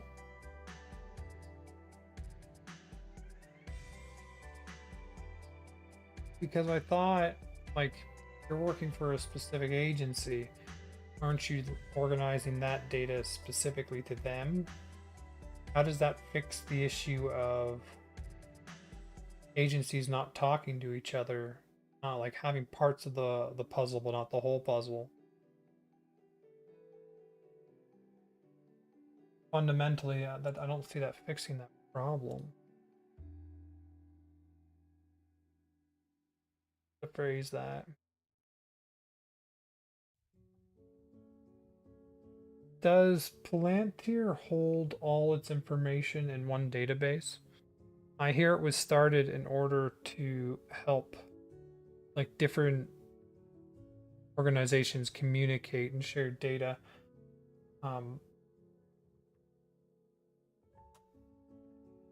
One day did I hear to help like help different is data organ. I mean, that'll probably get what I engineered. One official described using it like trying to fly a space shuttle just to find your car keys. Agencies resisted. Bureaucrats balked. The NSA thought it was cute. The FBI thought it was terrifying. But behind the scenes, Yeah. the company kept building.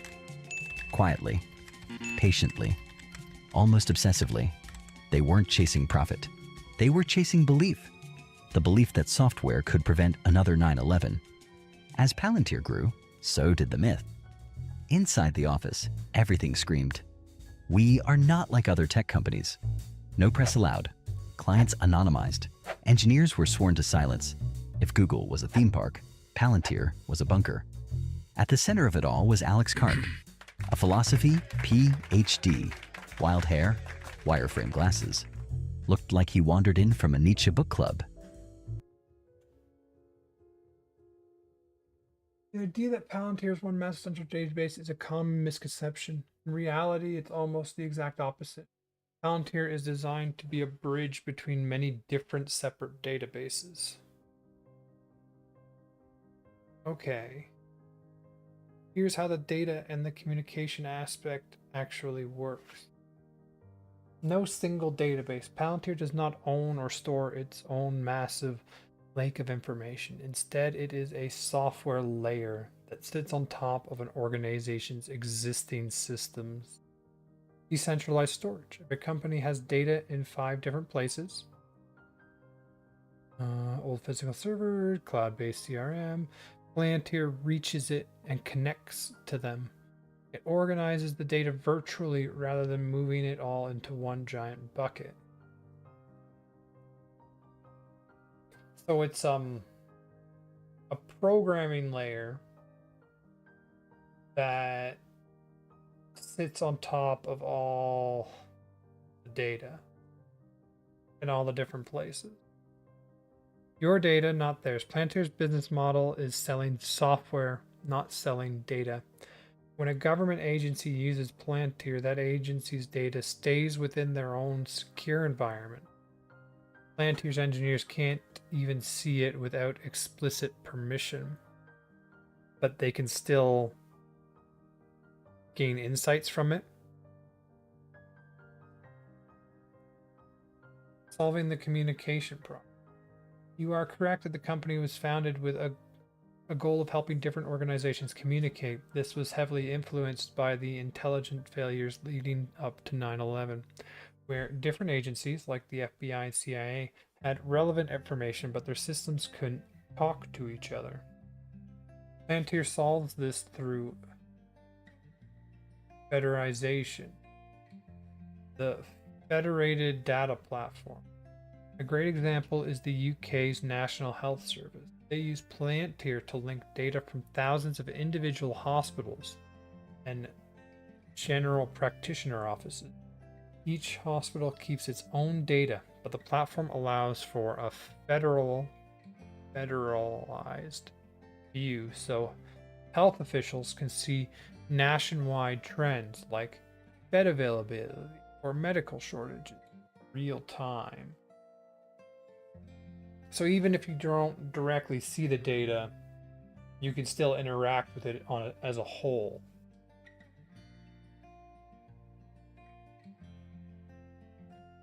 Okay.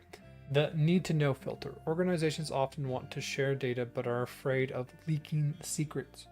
Palantirs allow them to share only specific objects. For example, Agency A can share a suspicious vehicle object with Agency B without giving Agency B access to their entire database of informants. Oh, so organizations that use Palantir can pick and choose what they share with it. Why it was started. The co-founder, Alex Karp, and the early team wanted to create a tool that provided the same level of sophisticated fraud detection used by PayPal for national security. The goal to prevent terrorism and human trafficking by connecting the dots between separate data sets that are usually kept in separate silos. They believed you could have both security and civil liberties if you had software that tracked exactly who looked at which piece of data, making it harder for government officials to abuse the system. Palantir isn't a database, it's a translator. It takes data that is written in different languages, different formats, and stored in different locations, and allows a human to see it all as one coherent story. Okay, that's interesting. Like, this guy's definitely taking a more doomer approach to this. Whereas I kind of like the story to it. Thiel was the strategist. Karp was the monk. He'd lecture employees on the ethics of power. We're not in the business of surveillance. We're in the business of understanding. That sounded better on stage than in practice, because Palantir didn't sell software. They sold certainty, the promise that somewhere in the noise was the truth. And only they had the tools to find it. It started with counterterrorism, but as we'll see, it didn't stop there. 2007, Iraq, Afghanistan. The US military was knee-deep in 2 wars and 10,000 spreadsheets. Intel reports were everywhere. IEDs were exploding daily, and commanders were drowning in dots with no way to connect them.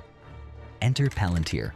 Its software, codenamed Gotham, stitched together bomb data, insurgent networks, cell phone logs, satellite maps, all in one interface that actually worked. Ooh. You could literally see the whole kill chain. And it looked like Google Maps. Special forces loved it. Analysts swore by it. Generals started requesting it. The Department of Defense took note. Palantir didn't just show you who planted the bomb. It showed you who bought the phone, who sent the money, who met with whom, when, and where. Now Palantir built this technology to find enemies of the state, But the terrifying reality is, you don't need to be a target of the CIA for your data to be mapped, tracked, and sold. Right now, thousands of data brokers are collecting and trading your personal information, your full name, home address, and financial history without you ever knowing about it. And that is why today's video is sponsored by Incogni. This isn't just about spam, it's about safety. Scammers use this data for identity theft, and stalkers can literally buy your address to find where you and your family sleep. Scrubbing this data yourself takes years. Incogni does it automatically. You can see on my dashboard right now, they are actively forcing brokers to delete my profiles. They also just launched a massive new tool, the custom removal feature, on their unlimited and family plans. If you find your info exposed on a specific people search site, you don't have to wait. You just paste the URL, and Incogni's privacy agents will take care of the rest. They can't harm you if they can't find you. So, take your personal data off the market. Go to incogni.com/crayoncapital and use code crayoncapital. Palantir can track crazy amounts of information from crazy different sources to find you, right? It's a good place for this ad. I don't think Incogni is going to stop. If Palantir is helping the government agents try and get your data, Capital for an exclusive 60% off. Again, that is incogni.com/crayoncapital. Code crayoncapital for 60% off. The link is in the description below. Protect yourself before your data ends up in the wrong hands. Now back to the video. The promise had become a product, and for once in military tech history, the troops wanted the new software, not because it was mandated, but because it might actually save their lives. But in Washington, if you're not invited to the table, you're probably on the menu. And Palantir was not invited. While soldiers were praising it on the ground, back in DC, things got ugly. Who the hell are these guys? No contracts, no clearance, no golf retreats. They're not in the club. Palantir had no lobbyists, no revolving door hires, no steak dinners with procurement officers. When the Army tried to award a $200 million intel contract to a legacy contractor, no competition, Palantir did the unthinkable. They sued. Yes, a Silicon Valley startup sued the US Army and won. A federal judge ruled that the Army had broken the law by refusing to even consider Palantir's software, even though soldiers were already using it in the field. The message was clear. Innovation wasn't optional anymore, but neither was controversy. By now, Palantir had proven itself in war zones. So the question became, what else could it do? Turns out, a lot. Immigration and Customs Enforcement signed on. The Department of Homeland Security followed. Soon, Palantir was being used not to fight terrorists abroad, but to track people at home. Software that once... Like that's where you kind of cross a dangerous... a dangerous, like as soon as you start spying inwards, that's when generally people start being against something, right? Like foreign surveillance, no, people in your country don't care, right? Like foreign surveillance, okay, whatever, do what you want. But as soon as you start doing internal surveillance, this is what will start motivating people. It can get people to vote on things. But this has happened kind of, and because of what they said, like Palantir has a low profile. A lot of this isn't noticed by the average person. I wonder how far they've gone. Helped stop IEDs, was now identifying undocumented workers, mapping social networks, predicting threat levels. This guy's cousin rented a truck near a known safe house, suggesting he may be a courier. Recommend detention. Translation: his cousin drives a Honda. Pick him up. Civil rights groups were alarmed. Immigrant communities felt surveilled. And inside Palantir, some employees started asking, is this what we signed up for? Internal letters leaked. Protests bubbled. One engineer resigned, saying, I wanted to stop terrorists, not deport families. But outside the office... like that's definitely quite a difference in result of what you're doing from, oh, hey homie, I can shoot. Maybe later. Thanks. Contracts kept coming. More agencies, more money. The mission had expanded and blurred. Palantir was no longer just a counterterrorism company. It had become something else. A surveillance platform, a battlefield algorithm, a state-sponsored crystal ball, and it was just getting warmed up. By the late 2010s, Palantir had conquered war zones, outfoxed the Pentagon, and racked up contracts with nearly every three-letter agency. But there was one battlefield still untouched: corporate America. Yep. Not because Palantir didn't want in, but because, for years, they claimed they were above it. We don't mine user data like big tech. We build software for governments that saves lives. And that was true. Until they realized governments move slow. CEOs sign checks fast. Therefore, enter the pivot. Palantir launched a new product, Foundry, basically Gotham's friendlier, cleaner cousin. Still powerful, still scary. Just now in a buttoned-up suit instead of combat boots. Okay. Foundry integrates all your enterprise data, then tells you how to fire Dave from logistics. Suddenly, We're gonna go through all your data. Fire Dave. Yeah, he's not doing well. Fire him. Find a new hire. And you know what? He probably wasn't doing a very good job. everyone wanted in. Oil giants used it to optimize drilling. Pharma companies used it for clinical trial pipelines. Hedge funds used it to predict markets before your Bloomberg terminal could blink. We used to make decisions with intuition. Now I make them with this magic rectangle. Within a few years, Palantir had quietly become a digital consigliere for Fortune 500s, helping them make decisions. Like, do you ever think you can beat the market? Remember, people are using things like this. Faster, leaner, and often without understanding how. See, Palantir doesn't just show you dashboards. It doesn't just give you options. It tells you what to do. Shut down Plant 3. Is that really keeping humans in the loop? When it tells you what to do? Like, I thought their whole plan was humans in the loop.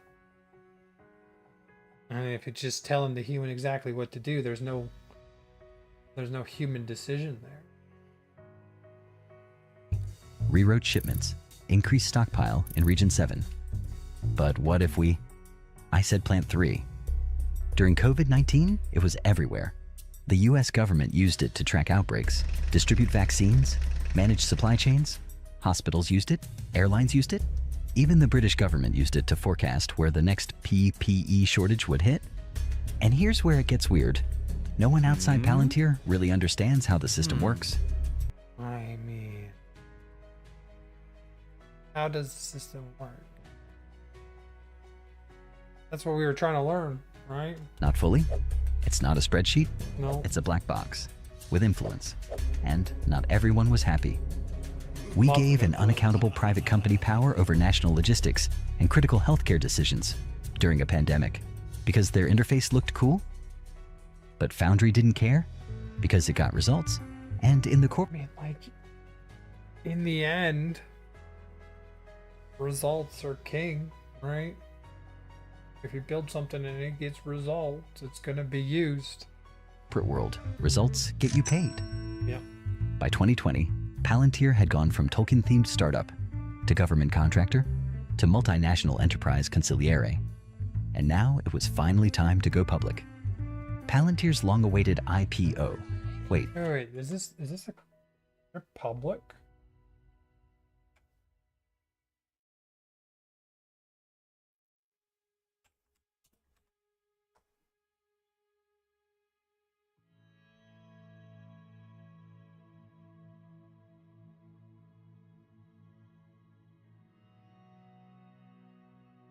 How long ago? I see. Yeah, there. So it looks like they went public back in 2020. They had an initial rise, and then they stagnated. And now they've had an absolutely crazy run. But they are on a downtrend again. Was there like overhype here, you think?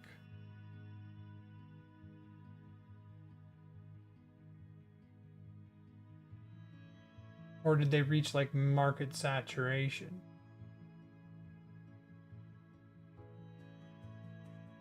But yeah, they had a little rise, they went down. And now, these last 2 years,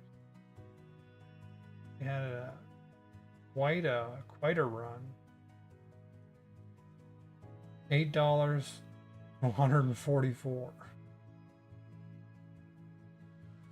What the hell is that? A direct listing? That's right. No roadshow. No big pitch. I mean, like, when you go public, there's certainly certain advantages. Like, you can see earnings and stuff like that because it's a publicly listed company now. So there's definitely certain advantages for understanding a company that way. Oh, there's something else I forgot. Just a quiet, hey, we're tradable now, and a surprise Dumbledore-style appearance on the New York Stock Exchange. And when the numbers came out, investors were confused.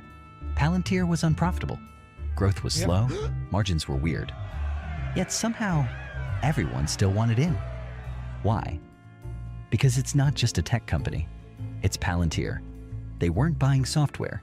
They were buying the mythology, the secrecy, the mission, the edge. To some, Palantir wasn't just a company. It was the operating system of power. And they wanted a piece. By the 2020s, Palantir wasn't just a company. It was infrastructure. Behind military briefings. Behind NATO dashboards. Behind closed-door intelligence reports. Need to track tanks in Ukraine and simulate war outcomes in real time? Ask Gotham. Looking for a digital war room that speaks 5 languages and updates faster than CNN? Congratulations, you've just licensed Palantir. They weren't just helping the military anymore. They were the military's mind. In 2022, when Russia invaded Ukraine, Palantir was there. Not with boots, not with bombs, with data. Helping Ukraine map Russian supply lines, optimize artillery, and predict drone strikes. They branded it AI for warfighting. Cool name, terrifying product. Yep. Suddenly, battlefield intelligence wasn't just satellite photos. It was algorithms whispering, aim here. But with great power comes terrible press. Privacy advocates were furious. Civil liberty groups called Palantir a war profiteer in software form. One critic nicknamed it the Oracle of Orwell. Why? Because Palantir's tech wasn't just helping generals. It was helping police departments forecast crime. Helping border agents identify suspects, helping governments decide who to monitor and who to trust. Like, it's so dangerous when you start to remove the human from the decision making. Because clearly Palantir gets result. And results are hard to argue with. But at the same time, when something goes wrong, you just blame it on oh yeah, I was just doing what the robot told me. There's no human responsibility there. And without a human that you can put in jail for doing the wrong decision or something bad, you just have a system optimized to extract value in the commercial sense or get a result in the military, and you don't always see how or why it arrives at this outcome. This is why there's been such a push in like understanding why an AI makes a decision or does a specific thing, and trying to like map why AI does something. Because like the responsibility for the decision is important, and when you completely remove humans, you can't put that responsibility on anyone's shoulders now. They're just following an algorithm. And none of it was transparent. Activists raised alarms about racial profiling, predictive policing, and algorithmic discrimination. They asked, what happens when a flawed dataset becomes a digital warrant? We save lives. Period. Also, we're not responsible for how our clients use the product. We just built the hammer. If someone uses it to hang a picture or break into a neighbor's house, that's not on us. Have a nice day. You mean like that? I'm starting to not like it.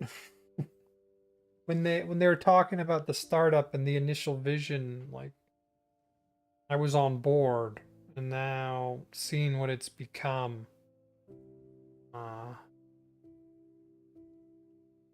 like I bet you it is effective at what it does.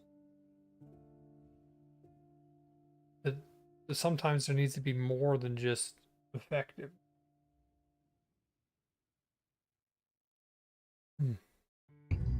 Internally, Palantir insisted they were the moral tech company, that they refused to work with China, that they drew the line at authoritarian regimes. But the line between defense... You mean like you've already crossed certain lines, right? As soon as you start, like, the founding vision has already been crossed, in my opinion. Why would we believe you'd stop here when you already crossed the founding vision lines of the company? And we're just supposed to believe, oh yeah, we're not going to work with an authoritarian government. I don't believe that. And domination, it was getting blurrier by the day. Palantir had built the world's most advanced data fusion engine, so naturally the next step was to stop predicting war and start predicting everything. Palantir moved into AI decision-making. They called it Meta Constellation because Skynet was taken. I mean, that's scary. AI is incredibly good at understanding large data sets. And Palantir has basically collected the largest data set available and now has AI working on it.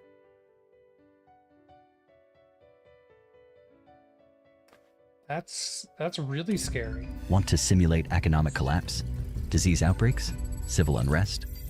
Foundry could do that now, and not just react to the future. It could suggest how to shape it.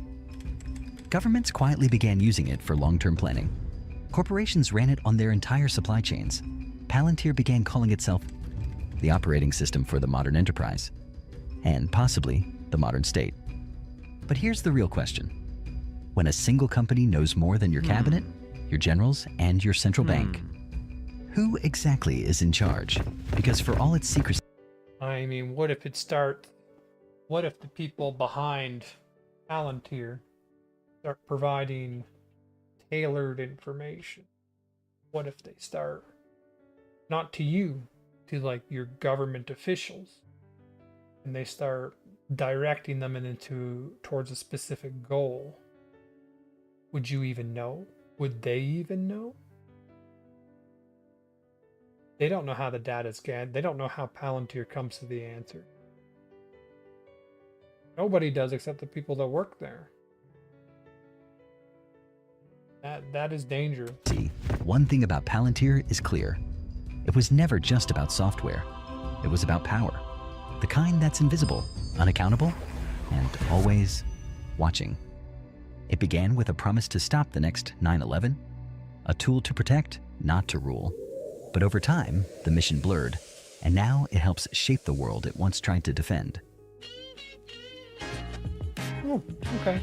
I like that. This was Palantir Technologies explained like you're 5.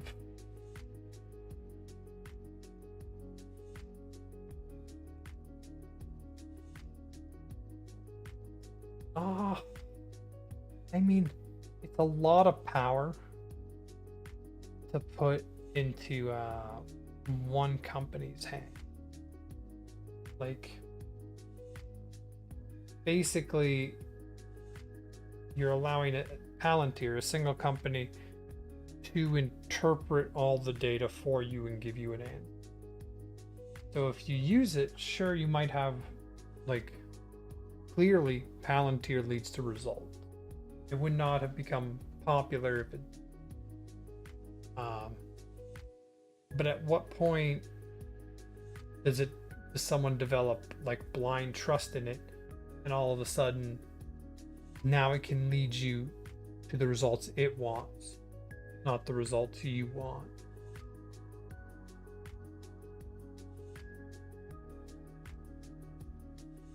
I don't know. That's dangerous. Grand Capital. What other things does he make? The real reason behind the 2008 financial crisis. Strait of Hormuz. Petrodollar explained like 5. I like these. Okay. And some of them are a little long, but some of them are the perfect length. Palantir.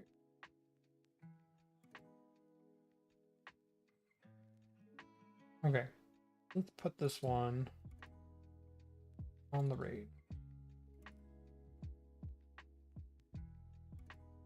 I want to watch another video or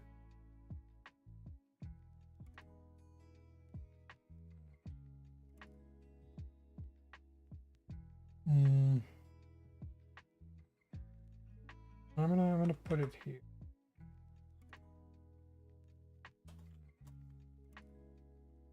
Maybe down a little bit.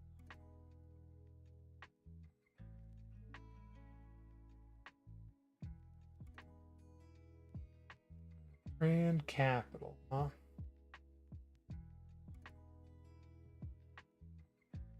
We'll move it as we watch a couple more. Alright, well, I'm gonna go grab a drink. Back in a couple minutes. And then we'll look at something else. Let's see. What else is on my list? Palantir. I think I got a decent idea of what they are now.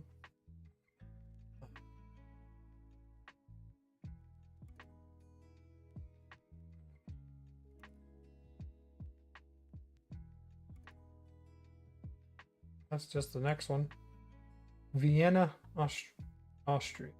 The social mix gold standard. Go back to the housing system.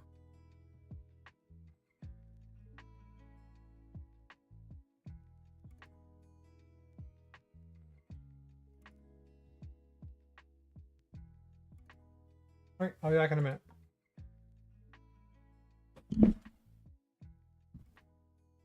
Mike.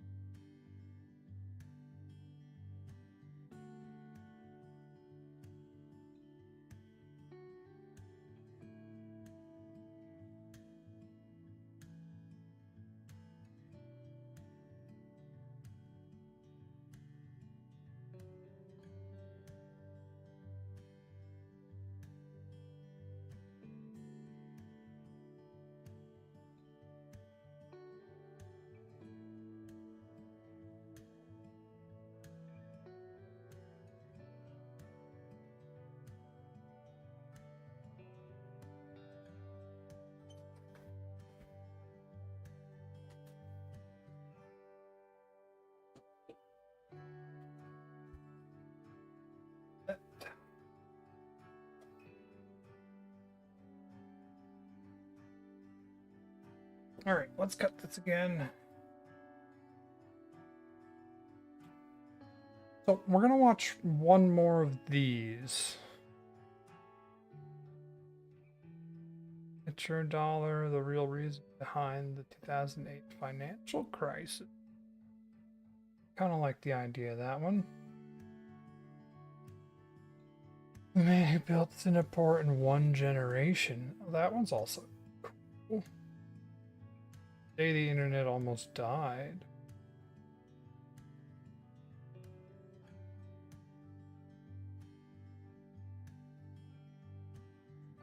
A couple of these sound interesting.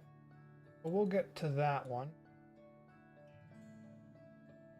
September Is this a different area? 2008, Peter drops a bomb. Same guy. Before that.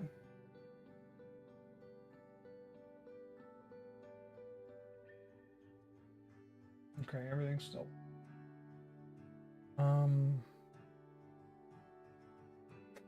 Let's look at a democracy. Start with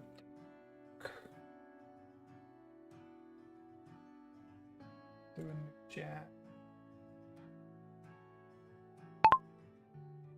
Can you give me a detailed look at Denmark's democracy? Can you compare it to Canada's democracy?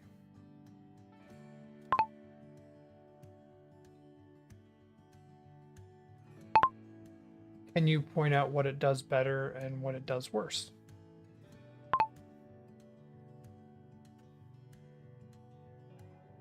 Okay, so if I remember correctly, can I see happiness? Have a link to it?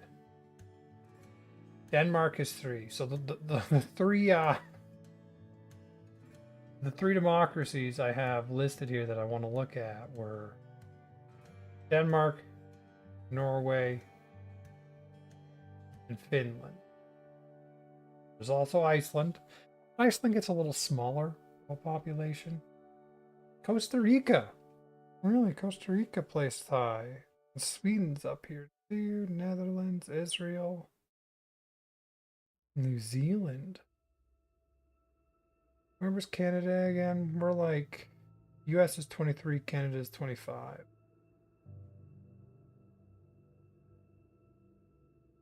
Might as well look at these countries and see what they're doing well. Okay. Can you give me a detailed look at Denmark's democracy? Can you compare it to Canada's democracy? Can you point out where it does better and what it does worse? Okay, let's go. Is this thinking mode? I think so.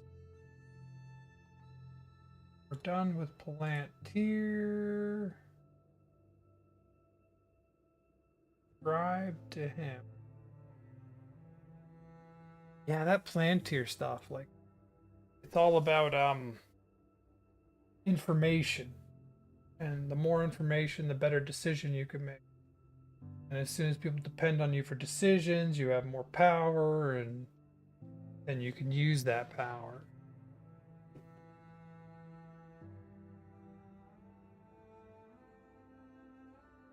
That gets scary pretty quick.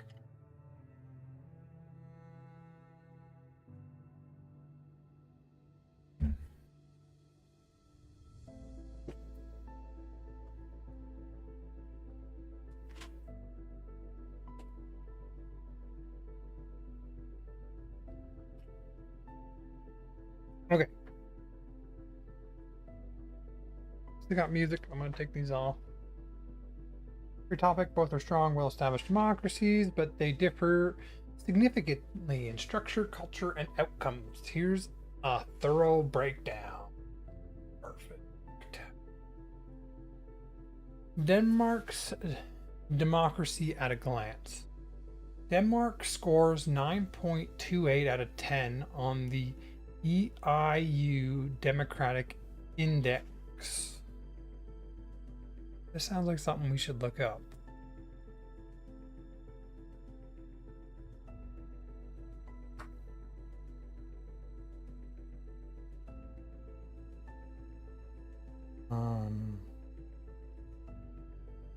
I want to see the report. I don't really want to download the report.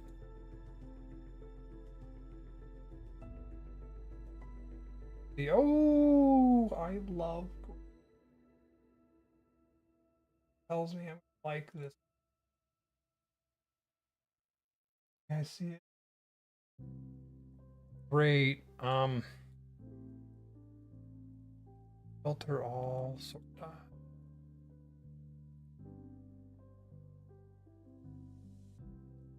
Are these pegged because it's my current location? Okay, so these two are pegged, and then it goes down. Okay, let's have a look. Canada sits at 8.69. We're looking at Denmark, 9.28, 9.39. Norway. Norway, oh, it's at the top. It's near 10. So is that what they use as like their top one? We're gonna have to look at them at some point too. Finland does well. I guess we could just see here. Norway, New Zealand. I hear New Zealand's got a good democratic system. Sweden, Iceland, Switzerland. US is at 7.85. UK is at 8. We do a little bit better, 8.69. Let's look at some of the worst ones. How does Iran do? 1.96. With very little change. Like that's about as dark as red as we can see. Is there any worse? Myanmar and Afghanistan. Oh, that's horrible. That was the war, right? And so they actually were up at almost orange for a while. And then the war happened and it's boom. Basically zero. There is no democracy. Democracy is dead.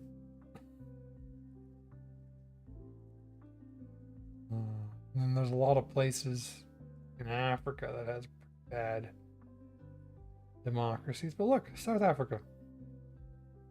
Botswana. I mean, that's pretty good. Even India. Pretty good democracy over there. Japan. Korea. China, still a dictatorship. Yep. Maybe that checks out. I wonder what that downward slope was there. Okay. Let's continue. Placing it 7th in the world, making it one of the highest performing democracies on Earth. It holds regular, free, and fair election. Citizens enjoy full political rights. The government protects free expression and association, and the judiciary functions independently. I mean, let's see here. If we've got this index, let's see if we can put it there. Okay. Now we're going to grab this. And we want the happiness index. No, don't move. Happiness. Let's compare these two. So, Finland. If I made it smaller, I don't get the chart.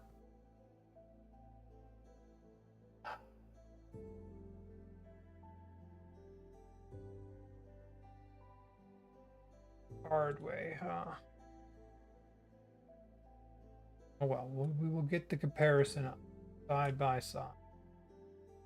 Here we go.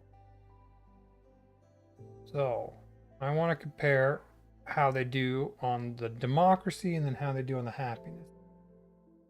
Happiness, Finland. Finland, where are you? 9.3, really high. Iceland, 9.68, even higher, 4th. Denmark, 9.28. Costa Rica. Okay, okay. This one isn't up here. Costa Rica. Even looking in the right part of the world. 8.29. That's actually a lower one for how high it is on the happiness index. Wait, Costa Rica's there. That's right.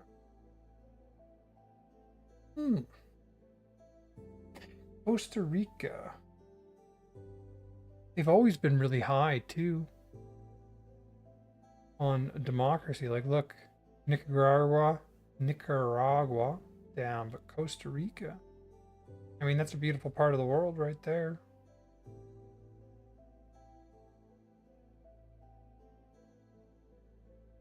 But still really high on the democracies.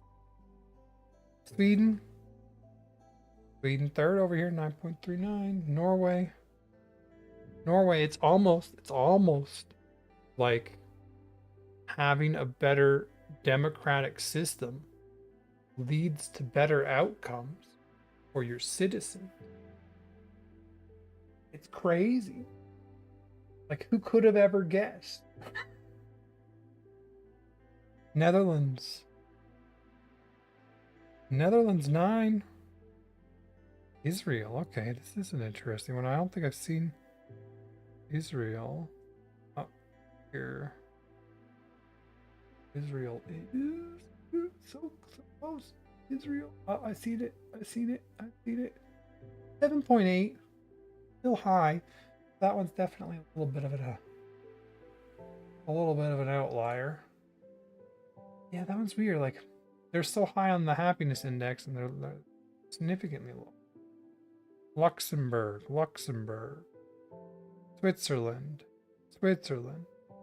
New Zealand, Mexico. Okay, Mexico's not actually on here. Ooh. Mexico's an outlier. I wonder why.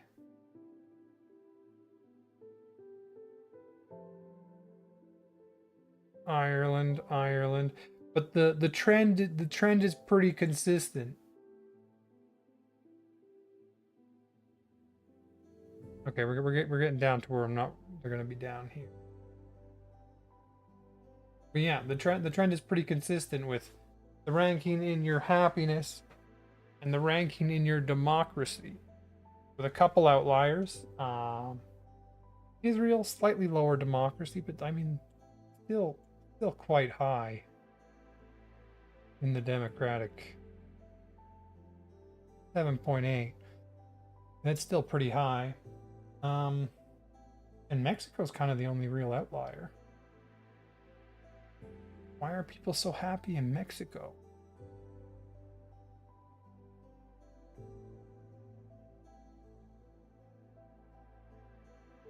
On the World Economic Forum, Mexico ranks high on happiness, but is one of the few countries in the upper happiness level that ranks low in a democracy value. Why are people in Mexico so happy?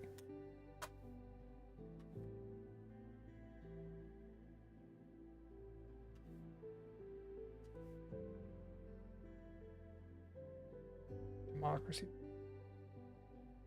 I should. What is that democracy? Democracy index.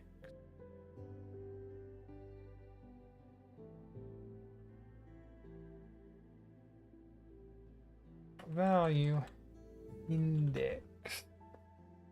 Let's see. I'm getting off topic here. Okay. We're looking at Denmark's democracy. The system. Denmark is a constitutional monarchy with a unicameral parliament called the Folketing. Okay. Let's get that right, because this is their parliament, right?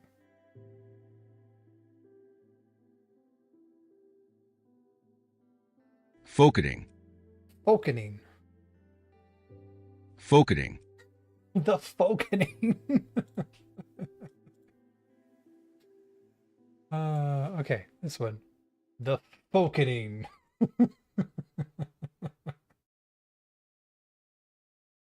Folketing. Okay, that's Denmark's parliament. Unicameral parliament. Unicameral.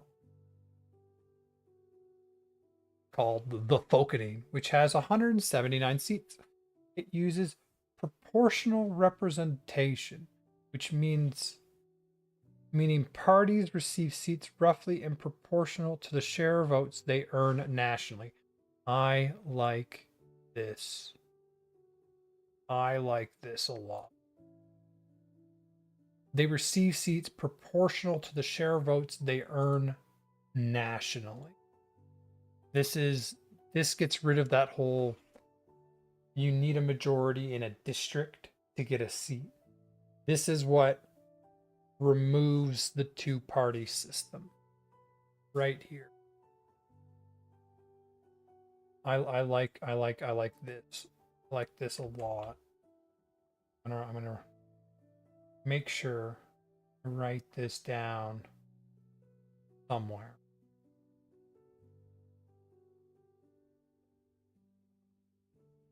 Proportional representation, meaning parties receive seats roughly in proportion to the share of votes they earn nationally.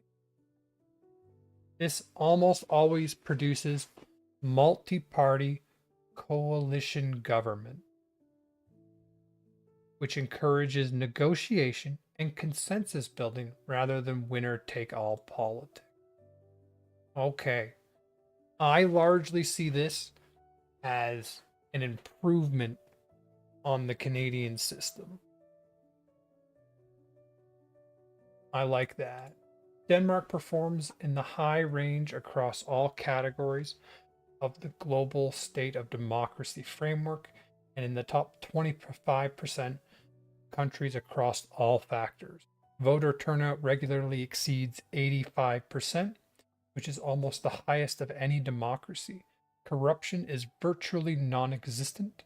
Transparency International consistently ranks Denmark number 1 or number 2 globally in its corruption perception index.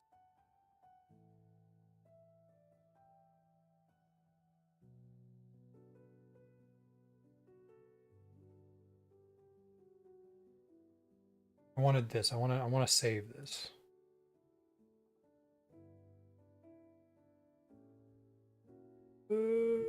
Just go to bookmarks and I'll decide what to do with it. You're already saved. I want to find corruption perception index. Give me a map. Give me a chart. Ooh, okay. We do have a map.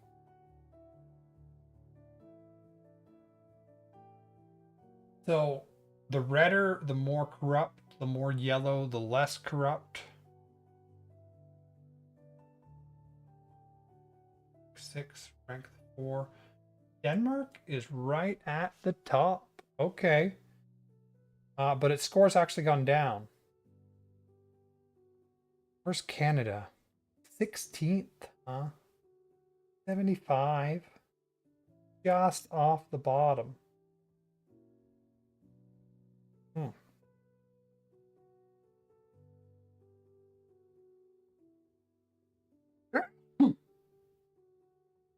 Okay.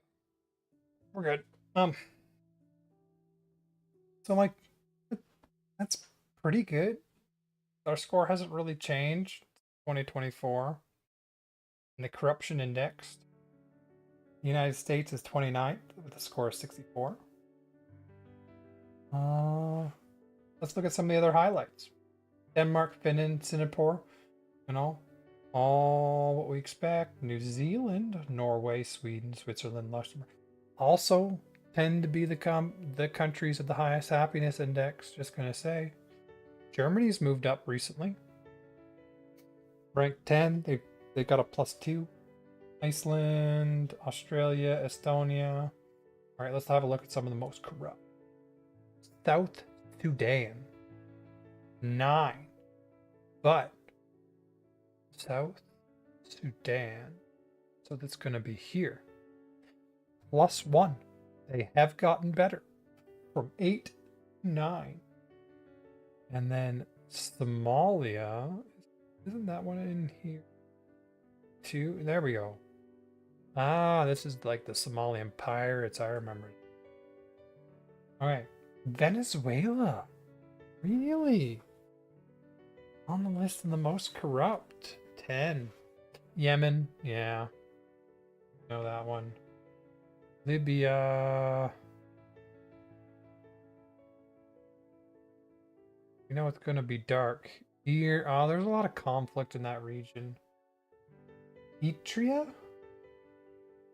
Not even going to guess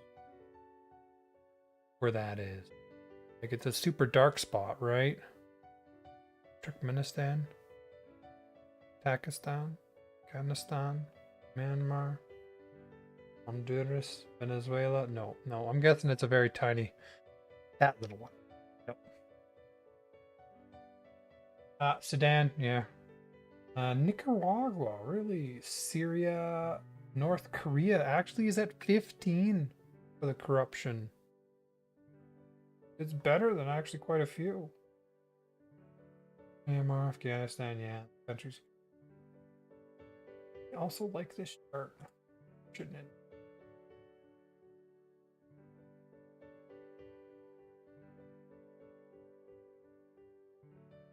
They were number 1 this time. I'd asked the question somewhere. It is a fascinating paradox. As the World 2026 World Happiness Report, Mexico consistently ranks as one of the happiest nations in the world, breaking into the top 12 globally this year, despite often being categorized as a hybrid regime or a flawed democracy by economists' Intelligent Unit Democracy Index. This disconnect occurs because happiness insight and democracy insights measure fundamentally different things. While Democracy Index looks at institutional health, rule of law, corruption, and political perception, happiness reports focus on subjects' well-being, how people actually feel about their daily lives. Here is why Mexico maintains such high happiness levels despite institutional challenges. The power of social capital. The World Happiness Report identifies social support as one of the strongest predictors of well-being. In Mexico, the family unit and local community are often the primary safety net. Strong social ties. Close-knit family structures provide emotional and financial security that official government systems might lack. The prosecual effect. High levels of community engagement and neighborhood solidarity act as a buffer against political or economic stress. Culture resistant and optimismo. Researchers often point to a cultural trait in Mexico and many parts of Latin America called cultural resilience. This is a physiological tendency to find joy and meaning in the present moment, often through festivals and traditions. Mexico has one of the highest numbers of holidays and community celebrations in the world. These events reinforce a sense of belonging. Reframing adversity. There is a strong cultural emphasis on humor and socialization as a way to cope with hardship, which prevents political frustrations from taking overall life satisfaction. Freedom to make life choices. Interesting, Mexico scores remarkably well on the freedom to make life choices metric. Even when the political system feels rigid or corrupt, Mexicans often report a high degree of personal freedom, freedom in their social lives, career paths, even in the informal economy and daily routines. Healthy life expectancy and environment. While Mexico faces public health challenges, its healthy life expectancy remains relatively high compared to many other developed nations. Additionally, factors like favorable climate, it is a beautiful place, And a diet rich in fresh, local foods contribute to a baseline of physical well-being that supports a positive mood. In summary, in short, people in Mexico aren't necessarily happy with their government. They are happy in spite of it. The high ranking is driven by a culture that prioritizes deep human connection and emotional resilience over institutional perfection. Does the idea that social ties can outweigh political stability change how you view success for a country? Interesting. I mean, clearly, based on what we saw, doing well on the democracy index tends to lead you to do well on the happiness. The better you do at democracy, typically the happier your people are. But there are certainly places which kind of break the mold. Okay, let's get back to what I was supposed to be talking about, which is Denmark's democracy. Okay, Canada's democracy at a glance. So this is stuff I should all already know. Canada ranks 14th on the EUI's Democracy Index of 2024 with a score of 8.69 out of 10. A notable slide from its ranking of 5th as recently as 2020. Really? Oh. I mean, we saw backsliding in our happiness index too, right? And in a lot of cases, this is linked. Your democracy starts to backslide, then all of a sudden, happiness starts to backslide. And I mean, right here is how you fix it. Proportional representation. Party receives seats in proportion to the share of votes they earn nationally. Doing this at a national level will just move Canada's democracy value up. Through the relation that we're seeing, which I believe to be causal in nature, that would move up the happiness. That's one way to fix it right there. Okay, system. Canada is also a constitutional monarchy, sharing the same crown as Denmark, now under King Charles III. Really? So Denmark is the technically constitutional monarchy, the same as us, under King Charles III, with a bicameral federal parliament, the elected House of Commons and the appointed Senate. It uses, so bicameral means there's two governing powers, and what was this? Unicameral means they only have one, which is the Folkening? The Folkening. Folkening. Folkening. They have the Folkening. So that means if we got rid of the Senate, we would be a unicameral parliament. But we're bicameral federal parliament now. I remember because one of the questions on the Alberta referendum is, should we abolish the Senate? Because I mean, despite being a bicameral federal parliament, the Senate doesn't have a whole lot of power, in my opinion. Like, kind of just rubber stamps things. It is extra layers of like committees and stuff, but I mean, clearly if you do the House of Commons or the Folkening well, you don't need the other one. You don't need the Senate. Why do we got such a lame name? House of Commons. We got the Folkening. Like, can we give our governing body like a cool name? Like, House of Commons is so generic. We got to come up with a better name for our governing body. It uses the first past the post electoral system, where whichever candidate gets the most votes in a riding wins, regardless of whether they hit 50%.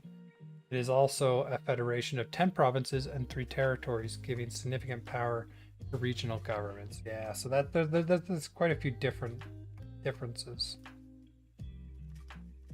I'm not a fan of the first past the post system. I far prefer a proportional representation system.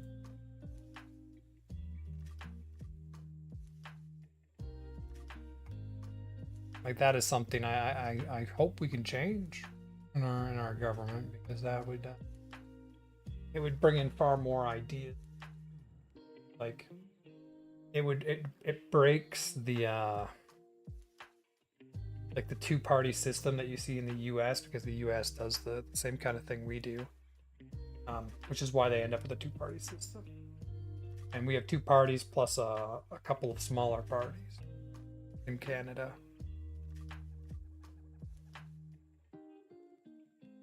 And the federation of 10 provinces and 3 territories giving power to regional government is different. Okay, Canada's ranking dropped sharply in 2021 due to significant decline in the political culture and functioning of government categories. Driven largely by World Value Survey data showing erosion of support for democracy among the public. Really? In 2021? Is that COVID? Became less democratic during COVID? Okay. Score, Denmark is 7th, Canada is 14th. I mean, like, we're not that far behind them, all things considered, but electoral system, proportional representation, I like that one more. First past the post, unicameral, opening, bicameral, House of Commons plus Senate. Like, I'm unicameral, like that idea.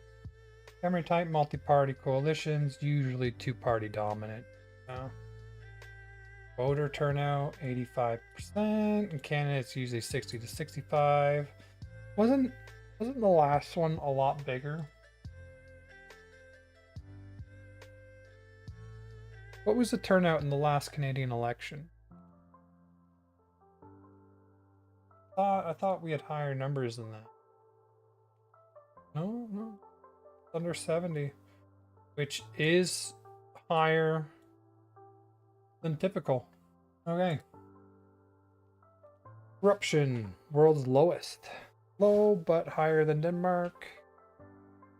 Press freedom, top 3 globally. Top 15 to 20 globally.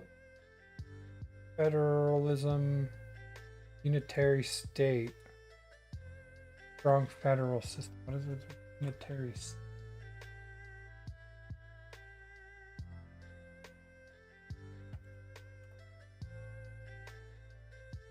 A unitary state is a sovereign state governed as a single entity where the central government is supreme and holds ultimate authority. Any regional or local government unit exists only to exercise power delegated by the central government. So they have more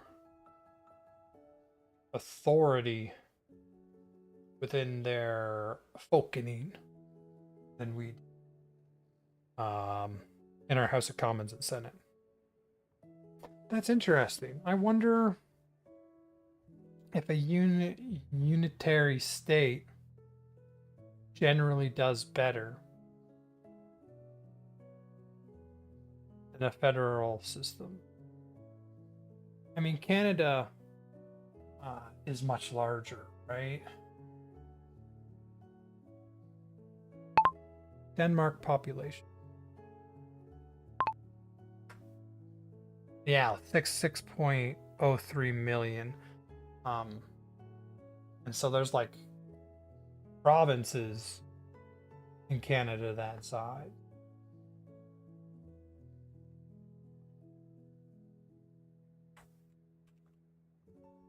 Ontario population. Significantly larger provinces than all of Denmark. So the federal system, the provincial government actually is controlling more people than their whole federal system is. Still, it looks like a unitary state tends to do well. Okay, here we go. Where Denmark does better. Electoral fairness, proportional representation. Yep, that's what I like. Denmark's proportional representation system means almost no votes are wasted. If a party is 10% of the vote, they get roughly 10% of the seat. Canada's first past the post system routinely produces majority governments with only 35 to 40% of the popular, leaving millions of voters with no meaningful representation. Number 2, voter turnout and civic participation.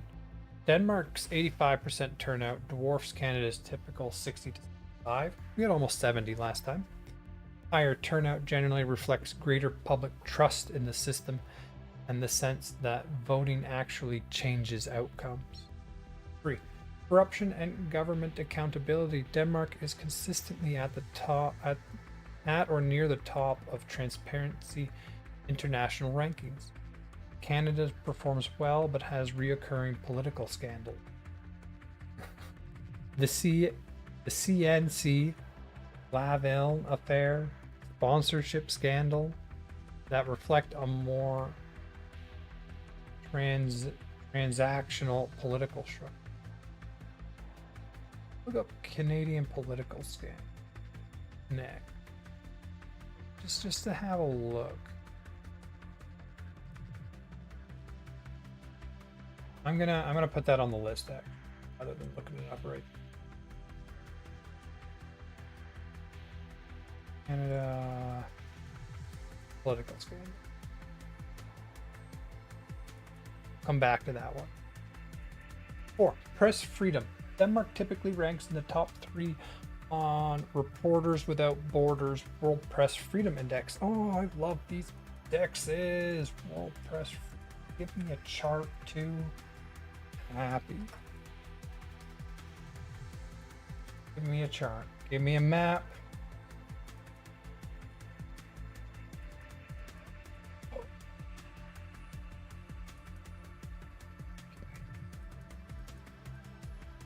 Scroll to navigate the infographic.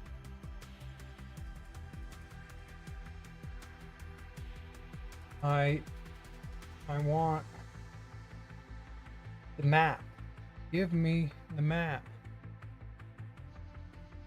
I don't care about learning about the map. Beautiful.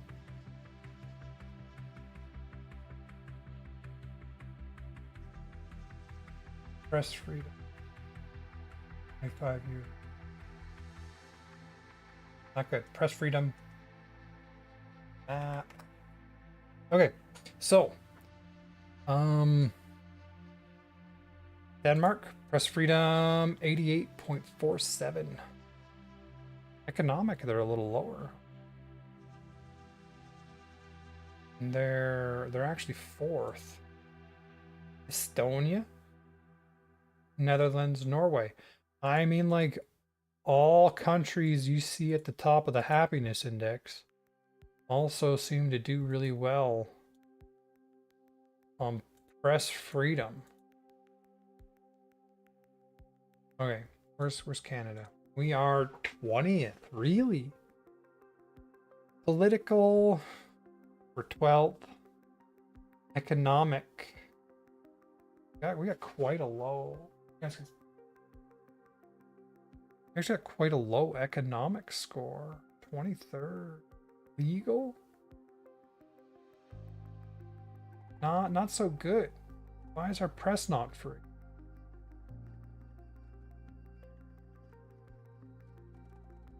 How about the US? 64th. Wait, there's 62. Okay.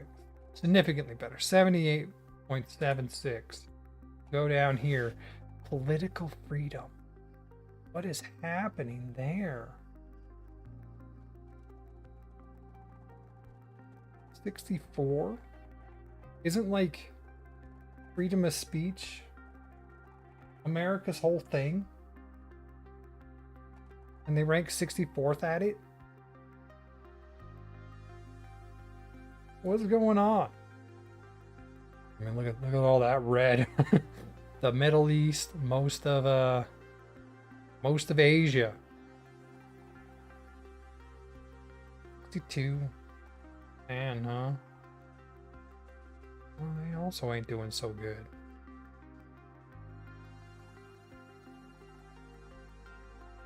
I mean, like, South Africa's doing better than the US for press freedom.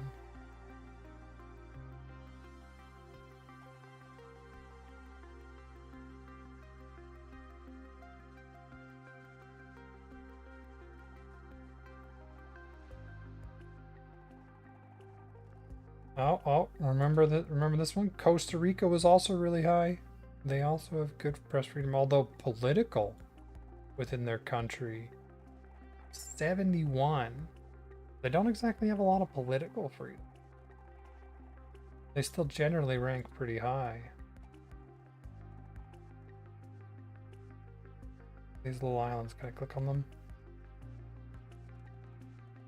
I could almost click on one. Oh. Yep, Spain.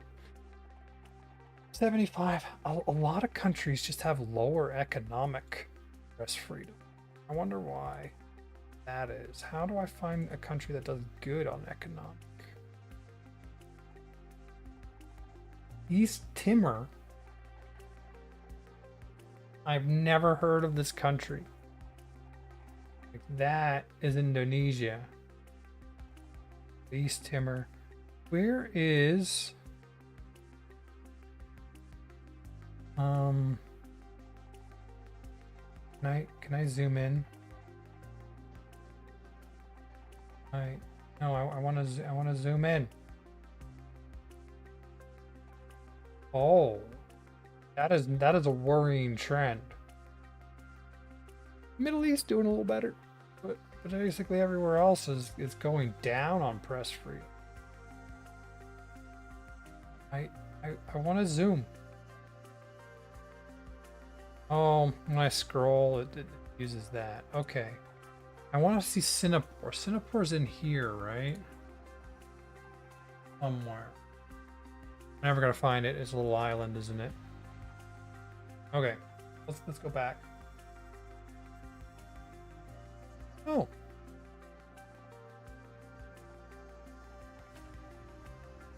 This is using the same data.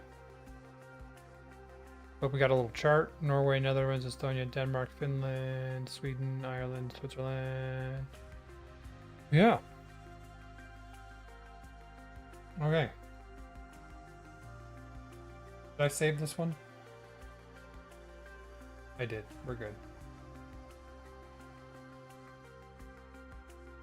Where were we? Okay.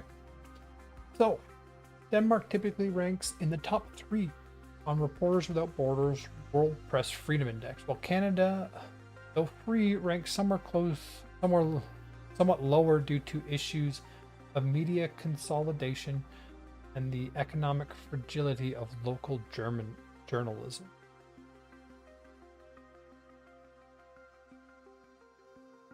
I mean, like that's hard to fix.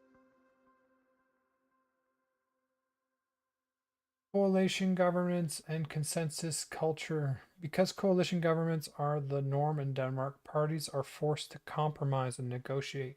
This tends to produce more durable, broader supported policies. Canada's first past the post can swing power wildly between parties with very different visions. I mean, we see that with a couple seats going over to the Liberals, and now they have a majority, right? That's a wild swing in power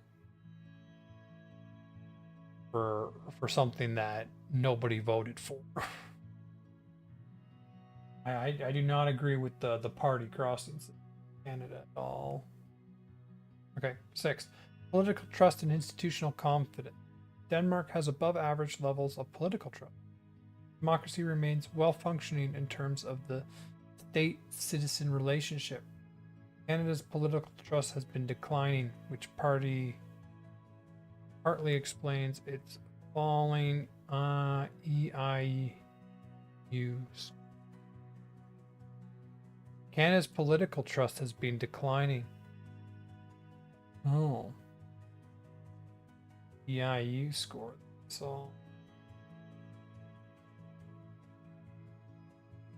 bottom line. Okay, where Canada does better. Managing a vast, diverse federation. Canada's federal system, while messy, is uniquely suited to govern a country of extraordinarily geographic and cultural scale. 10 million kilometers squared with distinct regional economies, languages, and cultures. Denmark is a small, relatively homogeneous country where a unitary system works naturally. Canada's federalism allows provinces like Quebec to preserve a distinct identity and culture and allow for policy experimentation. 2. Constitutionally entrenched rights. Canada's Charter of Rights and Freedoms, 1982, is one of the most robust, constitutionally entrenched rights documents in the world. Courts have actively used it to strike down government overreach on issues from freedom of speech to equality rights.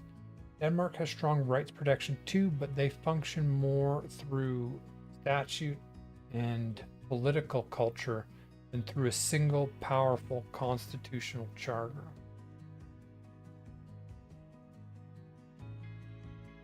I want to go through that in depth at some point.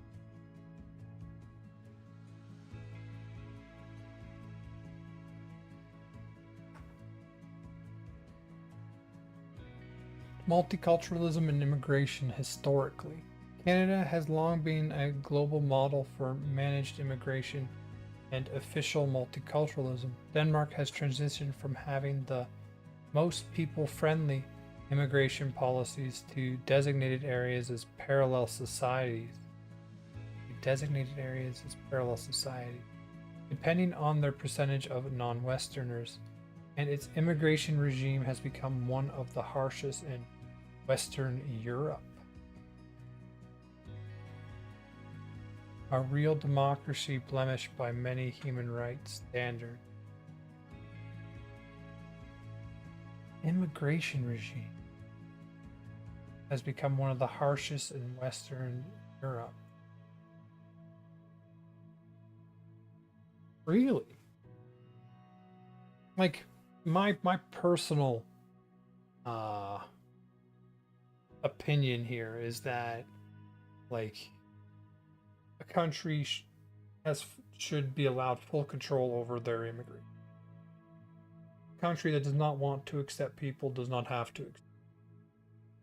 They can choose their own immigration system. Now, what it says about parallel societies, I'm interested in figuring out more about that. But we'll talk about that at the end. I don't really consider a harsh immigration system a blemish on human rights.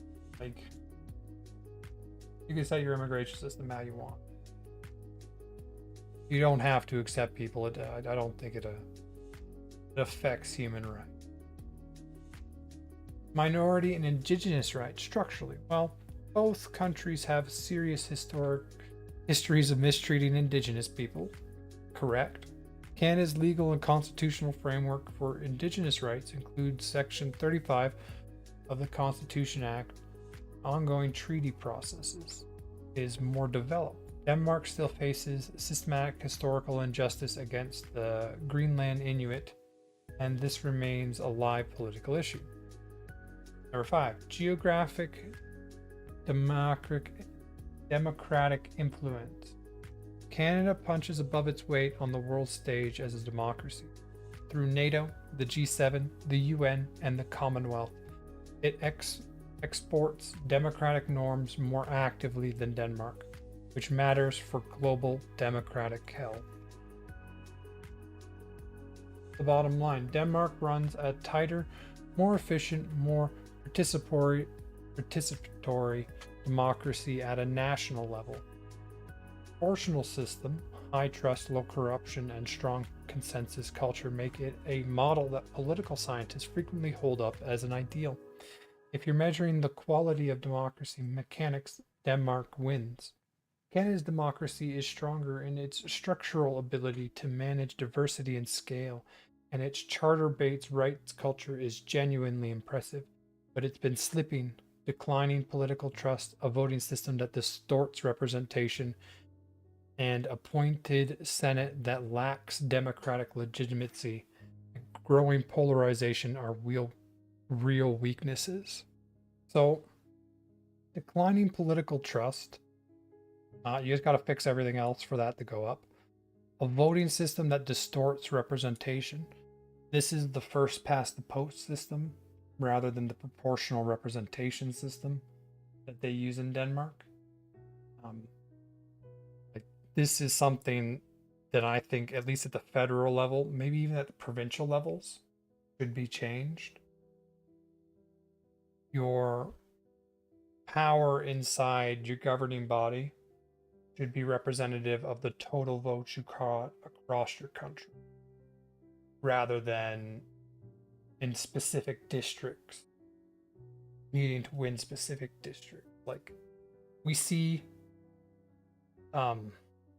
all the negatives of our system in the US. Like, ours is not that bad because districts are done by are created by like a non-political system, so there isn't gerrymandering. But gerrymandering is the next step at removing representation from the system that we currently use. Now, if we use the proportional system that is used in Denmark, then gerrymandering is impossible because every vote counts. And I like that system. I think that is an improved system on what we use. And I personally like to push for a system like that to be used in Canada, because it would fix the declining political trust if votes mattered more. An appointed Senate that lacks democratic legitimacy, the Senate's useless. We should have got rid of it a long time ago. But it's just a tumor that stuck to our democracy based off how we originally designed it. You could easily get rid of the Senate, roll what it did well into the House of Commons, because like there are some purposes, but roll that into the House of Commons. Give the House of Commons a better name. Like the Folkening. we gotta call it something cool. And roll the Senate's responsibilities in. The growing polarization, just like declining political trust, I think if you switch to a proportional representation system, you would get more diversity of thought in our House of Commons, and that would actually fix the growing polarization. Okay, for Canada, looking at Denmark, the most obvious election is electoral reform. Moving away from the first past the post would likely increase turnout, broaden representation, and reduce the toxicity of the winner-take-all political system. It's a reform Canada has debated for decades, but never enacted.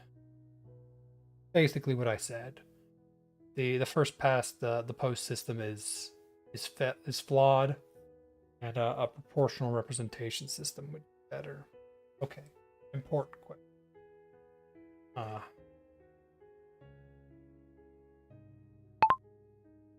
Denmark calls their political party the Folkening. What are some good ideas for what Canada could call its political system? Political body. It definitely did not get Folkening.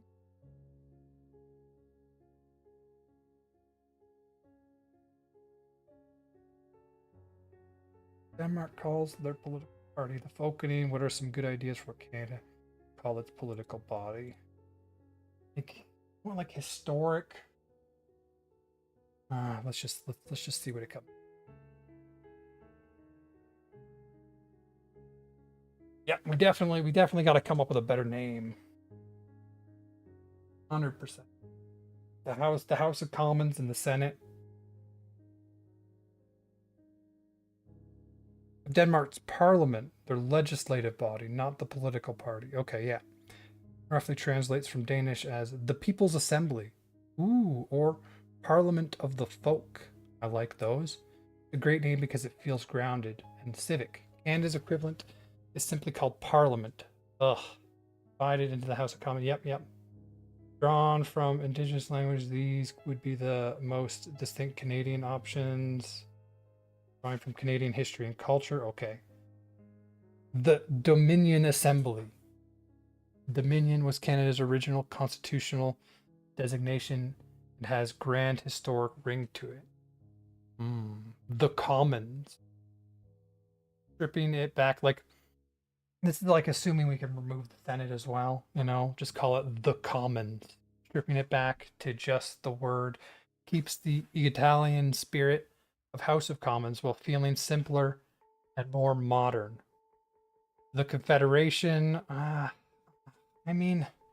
Dominion and the Commons both have a good ring.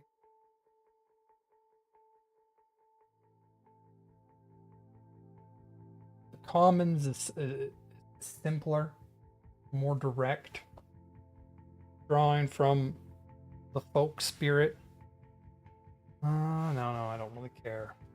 These ones are the two I like. The Commons. I think that one has the best ring. I like that. Common.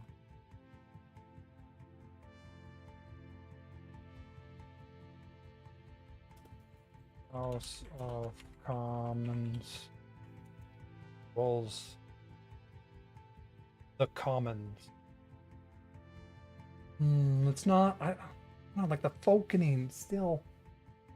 That's kind of like a translation thing too.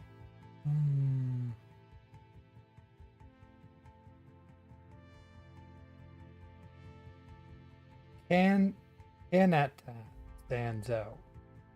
It's historically grounded, the linguistically indigenous, phonetically pleasing, and carries the full weight of the country's story. It's literally where the name Canada came from. A parliament called the Kanata would be internally recognizable as distinctly and unapologetically Canadian. Where's that? Okay. Kanata. The Huron-Iquis word for which Canada itself derives, meaning village or settlement. We used it as the framework, but it's kind of, it might be too close to Canada. Canada? How is it said? Canada. Canada? I don't feel it. Too close to Canada. Nada. No. Here we go. The Commons. The Common. That one's better. The Commons. I like that one better.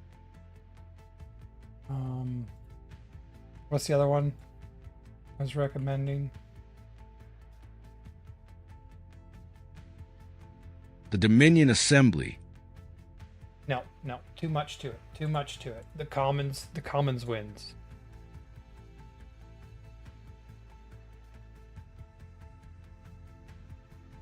Let's see. Can I get a few more polls?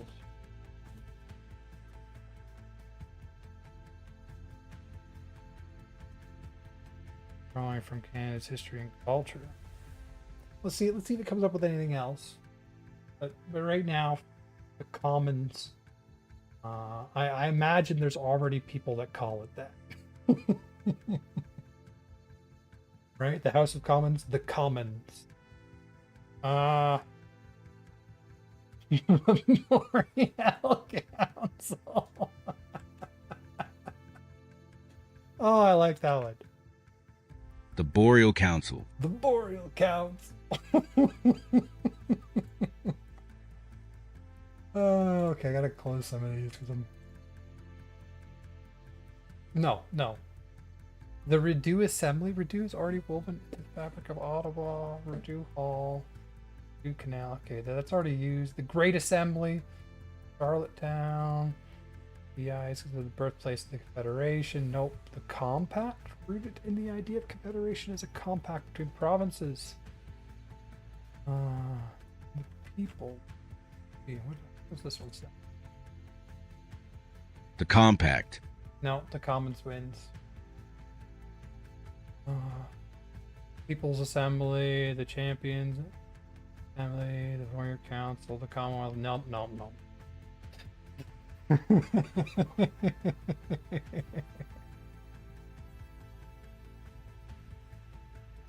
The True North Assembly. The True North Assembly. No. Commons wins. That's what I'm gonna call it from now on. The Parliament is now the Common. Perfect.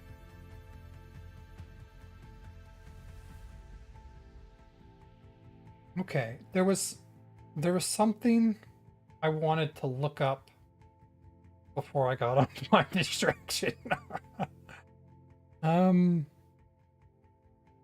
Something about Denmark's immigration system.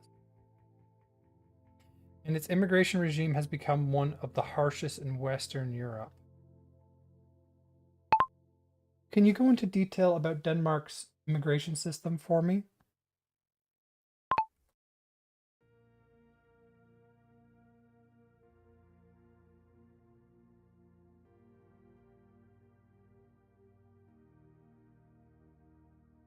Okay. There's also a video I wanted to watch. Oh. Kind of getting late. 13 minutes. The reason behind the 2008 crisis. I do want to, because I've heard quite a bit about it, and I want to see if this matches my knowledge of the system. Okay. Denmark's immigration system is one of the most talked about and controversial in the world right now. It's genuinely complex with very different treatment depending on why you're coming. Here's a thorough breakdown. The big picture. Denmark has seen a significant increase in immigration over the past 30 years, with a large part coming from non-Western countries. I think we're starting to see that pretty much all over the West. And typically, most of... Did it just change everything? I'll put in the... These thingy. So typically, most Western nations have had a very open immigration, but typically that was Western countries, like people from other Western countries coming in. Like a significant amount of immigration made up in Canada was from Europe and the US and other Western nations. So because a lot of Western nations had that, where it was typically other Westerners traveling to other Western nations, A lot of Western nations had very open immigration. What we see now is that because of strong safety nets, strong economies, and how cheap it's becoming to travel, we see a lot of non-Western immigrants coming. And just statistically speaking, they do not integrate as well. And so you see a lot of countries like the US and apparently Denmark pulling back on their immigration and making like immigration more difficult to their country. Now, as far as I understand, like Western immigration is still pretty easy. Like, I don't think Canadians have a difficult time moving and working in the US, even though there is quite a pullback. Like, we've seen it in the US, right? Quite a pullback in their immigration system. Let's have a look at theirs. Okay. Denmark has seen a significant increase in immigration over the past 30 years, with a large part coming from non-Western countries recently. As of January 2024, the foreign-born population represents 14% of total population. Foreign-born represents 14% of total population. 4.6% born in another EU state and 9.4% born outside the EU.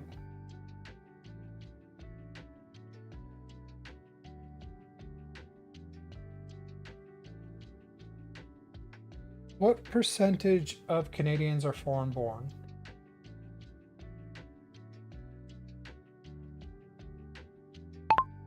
What percentage of Americans are foreign born? And what percentage of people in the UK are foreign born?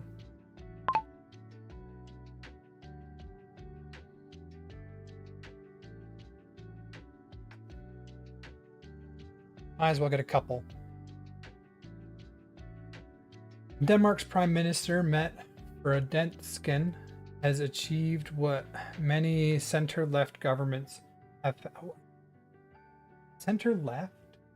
Isn't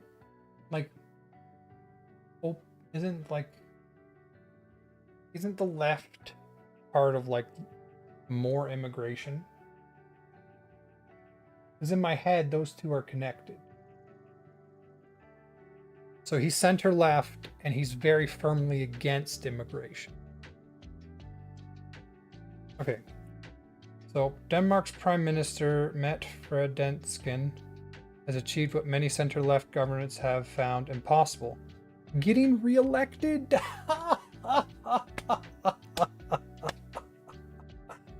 Great. Winning elections in 2019, 2022, and polling to win again in 2026, largely on the back of her immigration policies. Many European leaders now look to Denmark as a model for better or worse.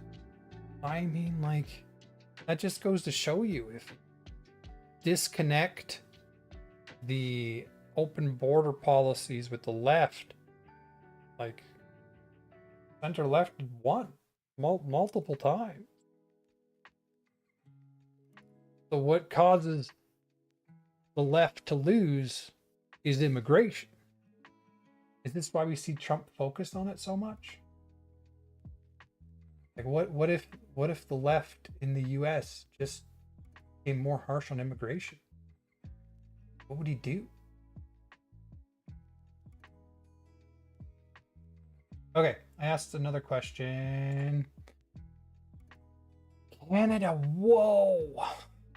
23 to 24%. Canada has the highest proportion among the G7. The most recent census recorded 23%. And despite recent drops in temporary residents, the permanent resident immigration population remains high.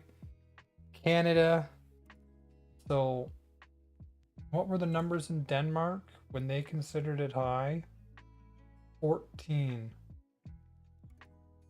And so, US is around there. United Kingdom is actually a little above there. Canada's way above there.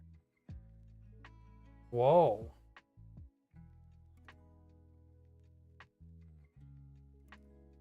Dang.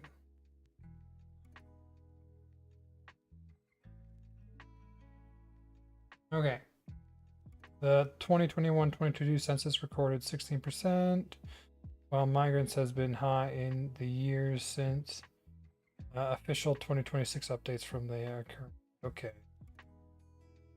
Canada, while Canada has the highest percentage, it is currently experiencing a unique shift. As of January 1st, 2026, the total population saw a rare quarterly decline, primarily due to sharp reduction in temporary residents, as the government works towards a target of keeping temporary residents at 5% of the total population.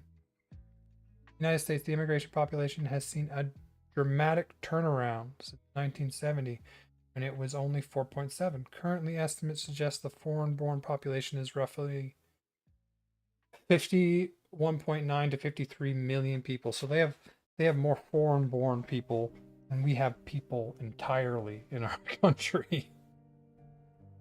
United Kingdom, London remains a massive outlier for the UK. While the national average is around 16, over 40% of London residents are foreign-born. Really? Isn't London like their most prosperous city by a long shot? The top 5 countries of birth for UK migrants populations are India, Poland, Pakistan, Romania, and Ireland.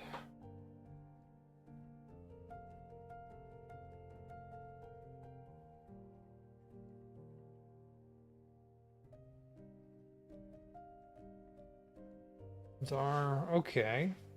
I want to know this for Canada.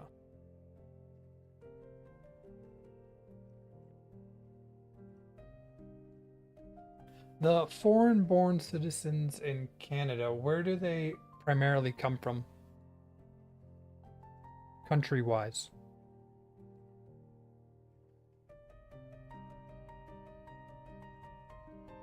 Go. Okay, let's continue. We got through the big picture. Categories of immigration. Denmark treats different types of immigrants very differently. There are essentially 4 streams. EU, free movement. Yes, because it's part of the EU, right? As an EU member, Denmark must allow citizens of other EU and EEA countries. EEA? I know what the EU is. What the heck is the EEA? A. Define the European Economic Area. EEA state, but not part of the non-EEA state. EU member state. So there's just a couple extra states there that are in this EEA.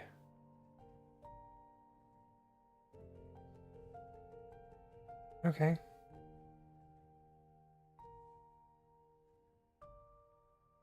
Okay. Countries to live and work freely. In 2024, Denmark received 54,000 new long-term or permanent immigrants, of which 65% benefit from the EU mobility. This is the easiest and most straightforward path. 2. Labor immigration. Labor migrants made up 21% of new arrivals in 2024. Denmark actively recruits skilled workers through several schemes. The positive list identifies occupations where Denmark has labor shortages. I mean, in my personal opinion, when you find somewhere in your country that has a labor shortage, shouldn't you train and fast track citizens from your country to fill the shortage? Like, using immigration to kind of help with that is something, but fast tracking people into that, like, that's the only way to permanently solve it. I don't get it. Getting a job in one of these fields fast tracks your application significantly. There's also a pay limit scheme where high earners above a salary threshold can bypass other requirements, and the fast track scheme, which allows Pre-approved Danish companies to sponsor foreign workers. Oh, we got that one. And that one you don't want to depend too heavily on that one because companies will abuse it. Family reunification. This is one of the most heavily restricted categories. Requirements include that family members applying for reunification cannot have a history of certain criminal convictions, a rule that also applies to those seeking permanent residency. There are also strict financing guarantees required from the Danish sponsor, though a 2024 reform reduced the financial guarantee requirements by half. For asylum/refugees, this is where Denmark's system is most controversial and arguably the harshest in the Western world. Ooh, we're going to get into that. I think I did not change. Yes, I did not change any of my stream. I'm apparently still talking about the safety. I need to get on to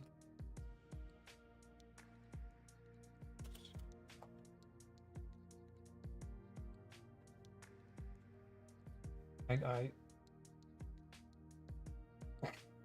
luckily I don't have to.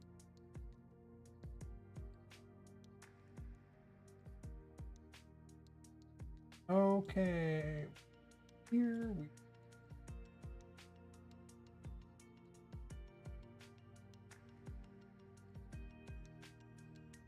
YouTube asked for a... Oh well, here we go.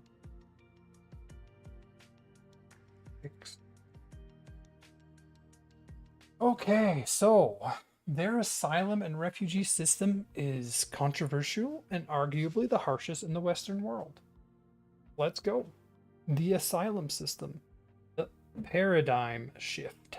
In 2019, Danish integration policy underwent what was officially called a paradigm shift, moving away from integrating migrants and instead placing much greater emphasis on the return of migrants as soon as law allows.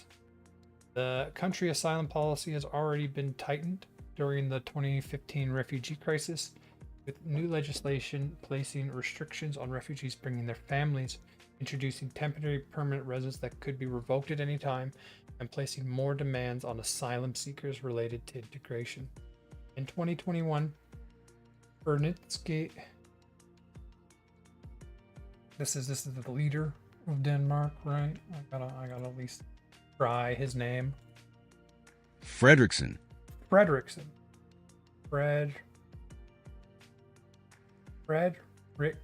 I see it. Fredriksson. Perfect. Fredriksson introduced a deportation law allowing refugees to be returned to their country of origin if Denmark deems it safe, and her government ruled Syria safe for refugees to return to, allowing it to withdraw the resident permits of Syria. I mean, Syria was not safe. Like, wasn't Syria like an open turmoil? So basically, we return asylum seekers if we deem the country safe. Everywhere is considered safe. Everywhere. I assume that's the controversial part. The results have been dramatic. In 2024, there were just 4 new asylum claims per 10,000 people in Denmark, compared to 16 per 10,000 in Britain, 20 per 10,000 in the EU as a whole. Britain Home Office noted that Denmark policies have reduced asylum claims to a 40-year low and resulted in the removal of 95% of those whose claims are rejected. I mean, like, a country is allowed to set its, like, as part of the EU, this one they don't have control over. You're part of a bigger governing body. You can influence the bigger governing body, but you can't control that one. This one every country has, because to a degree you want to bring skilled labor in, certainly. Family reunification. You bring labor in, If they're productive, good members of society, you let them bring their family in. Okay. This one is completely optional. Like, I understand there's like a humanitarian desire there, but at the same time, you're completely allowed to set that however you want, in my opinion. Asylums and refugees, you don't have to take them if you don't want them. Your government gets to choose how this system's set up, and their government has very clearly decided they don't want them. So, I mean, there's still plenty of places that do accept wide range of asylum and refugee seekers. But like this, the whole, which this seems to be the controversial part, and I mean, you get to choose, right? Like, you don't have to accept asylum seekers and refugees. Like, I would do it on a case-by-case basis personally, but I wonder, where were the numbers?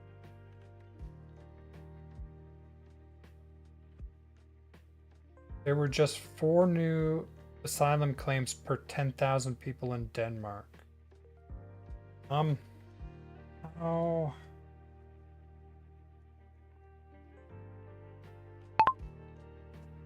How many asylum claims are there in Canada per 10,000 people in Canada?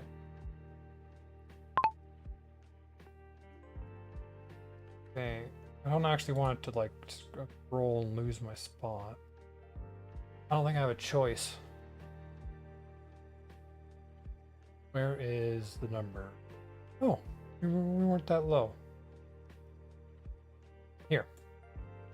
So there's 4 in Denmark, 20 for the EU as a whole, 16 in Britain. Let's see. Here are the numbers, and they're striking. Canada's asylum claims in 2024, 173,000.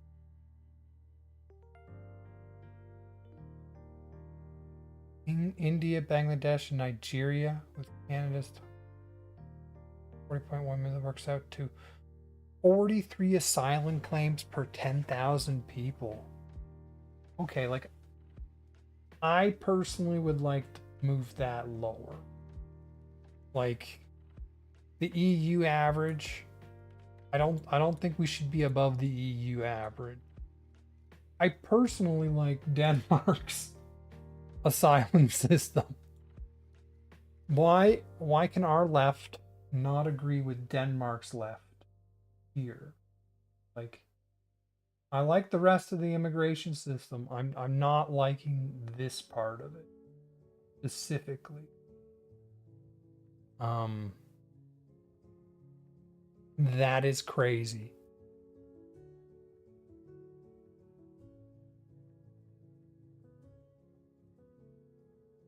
$43.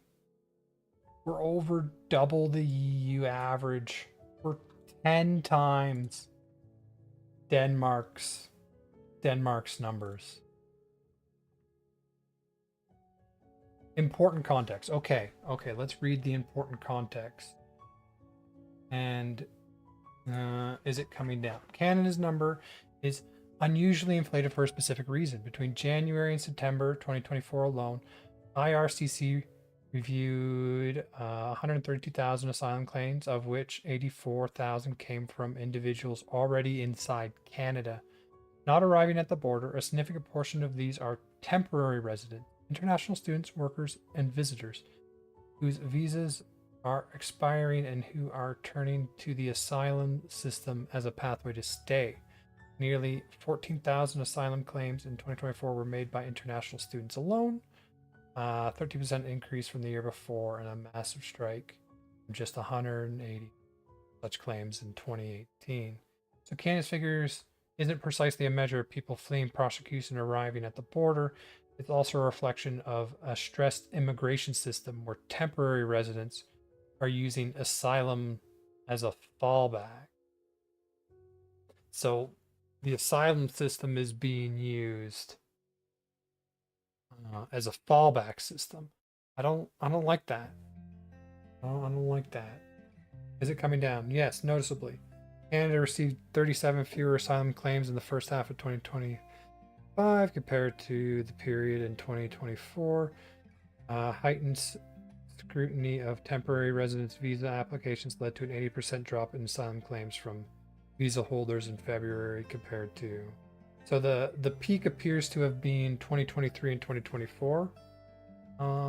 Is that Trudeau? I'm pretty sure that's Trudeau. Yeah, like most of our problems, you can pretty much trace back to Trudeau. And the numbers are now falling significantly, but Canada still remains one of the highest per capita asylum claim destinations in the developed world. Okay, okay. I don't like this. I think we should aim for this. Personally. That's my opinion. I liked. Am I even in the right chat anymore? Like these ones I all liked, and then this one, I mean, why are we so much higher than the average?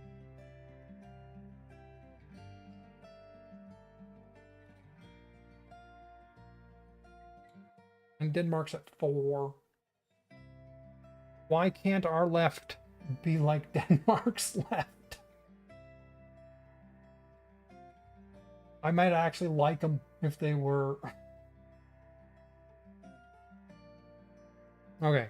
I have completely lost where I was in understanding immigration.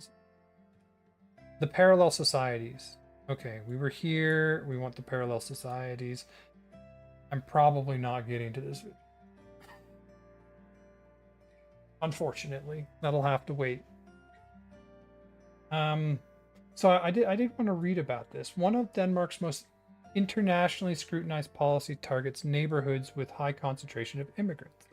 So if you want less friction in your society between your native residents and immigrants or minorities in any sense, you have to do you have to promote and almost enforce a policy where they like live with each other. Like in Singapore, it is done such that you create well, in Singapore you have a lot of most housing is government housing. So when you're looking for a house, you're given a house, and it's beside the house of immigrants or close to the house of another minority or another group. And in this way, by forcing them to live in close proximity, you get rid of a lot of that the friction that builds up. And like I think we see coming out in the US quite prominently right now. In 2018, a law targeting parallel societies came into force, allowing the government to demolish or sell off social housing areas where more than half the residents are from a non-Western background. If those areas also meet criteria related to crime and poverty, refugees in these areas are also not eligible for family reunification. I mean, I understand that one. Like, if someone comes in as a labor migrant, but they're not a productive member of society, they're in poverty, why allow them to bring their family? Shouldn't, if they come to your country and then they end up in poverty, shouldn't they be going back to their family, country of origin? So I understand that part of it for sure. But this whole, like, the parallel societies things is something you really have to be careful.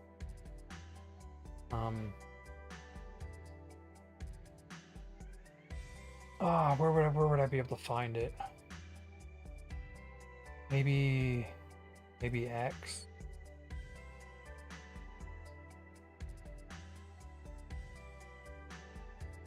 Maybe just Google's a better bet.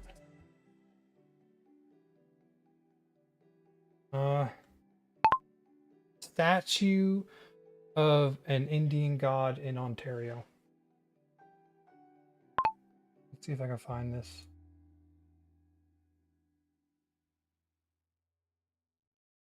This one. Yeah. Like, parallel societies are dangerous. I'm like, just gonna use this as proof. They are. You really want to promote integration if you're bringing people into your nation. And parallel societies is what'll cause friction, and the friction is what'll cause pushback. And so something like what Singapore does, where they have so much social housing that they use social housing kind of like force integration. You can say what you want about it, but it works. Okay. Refugees in these areas are also not eligible for primary reunification. That's with the backing of both sides of the political spectrum. Danish policy has also implemented cultural training for children of immigrants from age 1 and controls on whether people can wear traditional religious clothes in certain contexts. With the backing of both sides of the political spectrum, so the right and the left, Danish policy has also implemented cultural training for children of immigrants from age 1 and controls on whether people can wear traditional religious clothes in certain contexts.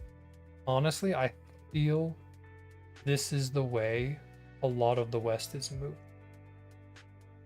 Critics include many human rights organizations argue these policies disproportionately target racial and ethnical minorities and are motivated by discrimination rather than integration. I mean, you wanna motivate it by integration, obviously. I can't speak on how specifically they do it, but you always see things like this happening, and usually it's like a cycle. And I think we're coming back around to when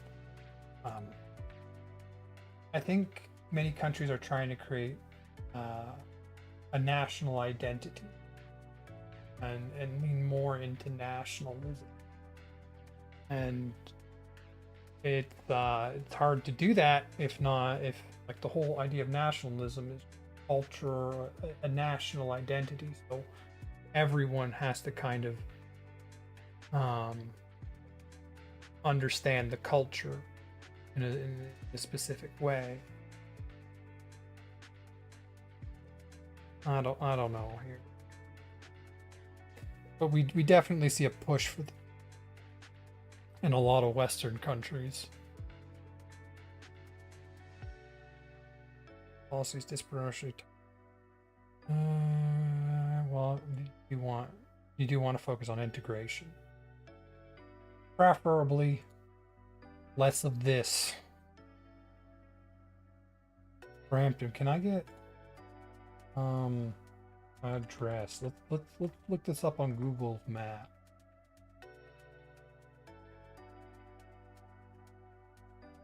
Just to see it.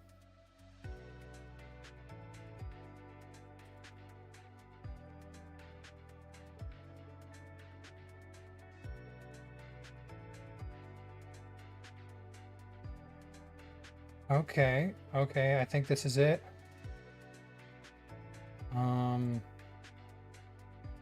Can we see it from space? No. Not that side. So I'm assuming it's this building. Let me go around the building then if it's not. Okay.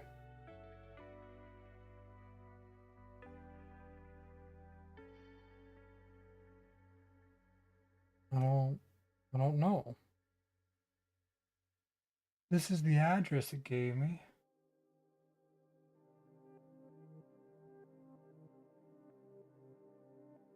You got a picture of it.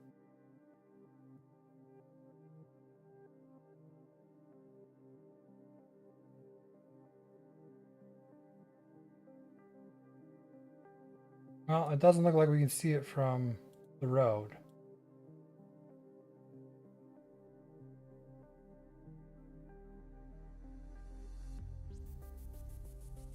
No. Can we see it from space?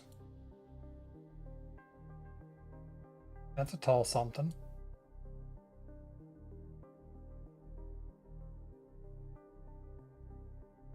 Tim Hortons.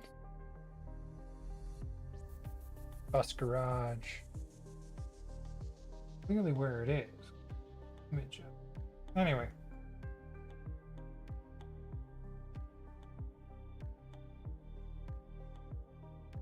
It's over there. X over here. Nothing. Okay, we're gonna move on. Back to the integration program. For those who are allowed to stay, Denmark runs a structured integration program as of January 2025. Like, I think they may be pushing this a little far. This is starting to sound like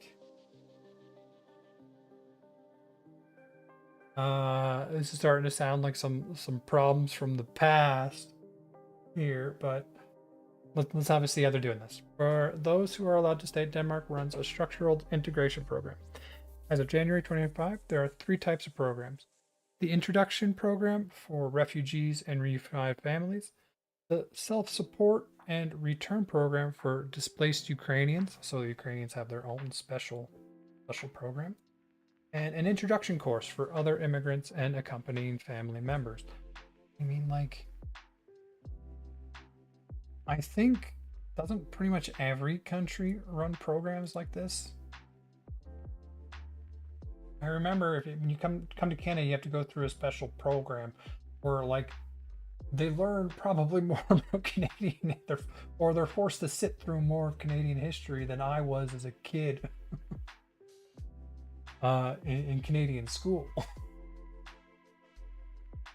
The program focuses heavily on language. I mean, language is so important. Like in Canada, you really need English or French, and most people speak one of those. But language is so important, and Danish is one. Like, English is far more prevalent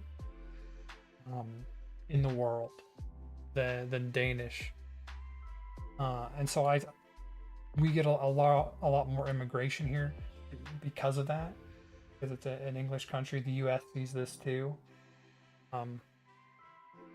Danish language learning is mandatory and tested rigorously. Oh,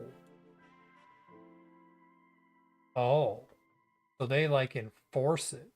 In May 2024, Danish Parliament reaffirmed mandatory Danish language tests in primary and lower secondary schools where over 30% of students live in social vulnerable areas, with pupils requiring to pass language tests to advance to the next. I mean, like, for cohesion of a country, language is important. In Canada, I don't think we force English or French, but it's definitely like a benefit if you're trying to apply. Employment: there is a work obligation which requires that anyone receiving benefit supports undertakes a mandatory program run by local administrations, which can include internships and language training. The work obligation and minimum rate are both targeted at people with refugee or other migration backgrounds, especially women from third countries outside the labor market. Okay, like that. Isn't the US doing something like this too now? Where if you're receiving benefits, like, you have to show that you're like looking for a job. I'm pretty sure that's the way the Canadian system works. Where you have to receive benefits, you have to state that you're looking. But it looks like they have in Canada, from my understanding, you just have to say you're looking for a job. It sounds like they run actual programs, which can include like putting you into work and language training. Benefits: refugees who have not lived in Denmark for 9 years within the past 10 years receive the minimum allowance, considerably less than what Danish citizens receive. I mean, if they haven't been living in your country, that's the thing, right? As soon as you have a strong welfare state, people are just going to try and come over to use the welfare state. And so, if you're going to use the welfare state, you got to live in the country. That makes sense. The Integration Barometer. Denmark Integrations Barometer has been tracking progress towards 9 integration goals since 2012. Converting work, education, language, active citizenship, equality, self-determination, and crime. The August 2025 report shows progress in all but 2 of the goals. So you're telling me it's working. So by Denmark's own metric, the system is working, though critics argue those metrics are narrowly defined.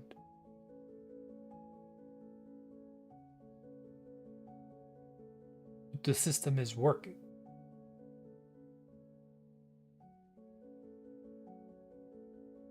Fredriksson has justified her immigration policies by pitting the challenges of immigration against the affordability of public services and the welfare state, arguing that Denmark cannot maintain its generous social programs if immigration is unrestricted. This is the core logic of the Danish model. It frames strict immigration as protecting the welfare state, not opposing it. I completely agree with that. That sentiment. However, a study into rules tightening access to settlement in Denmark found that the policies, which were intended to support labor market outcomes, in fact led to lower employment levels. Okay, because people who were already struggling with integration became discouraged, feeling the requirements were too difficult to meet.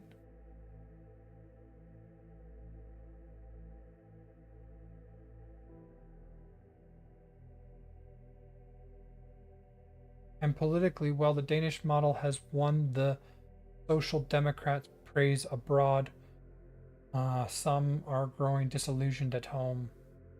The Fredriksson party losing control of Copenhagen for the first time in more than a century in local elections, with analysts saying the hardline immigration stance has alienated its more progressive urban base. Oh, so they're facing some pushback.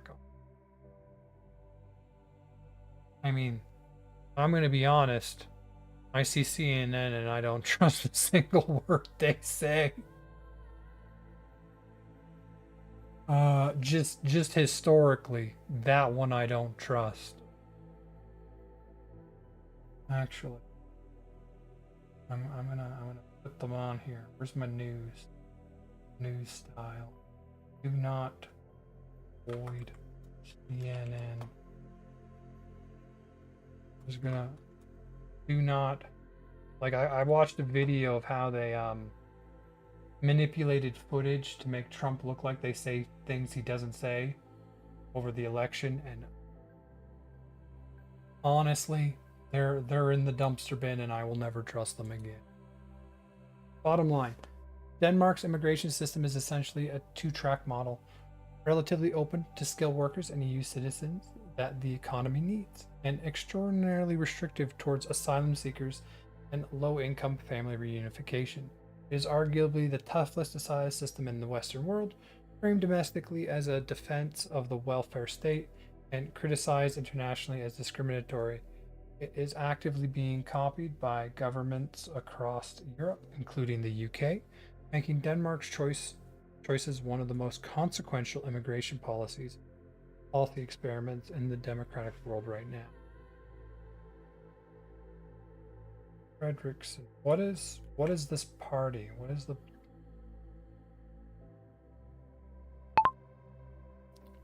What is the political party Fredriksson controls in Denmark?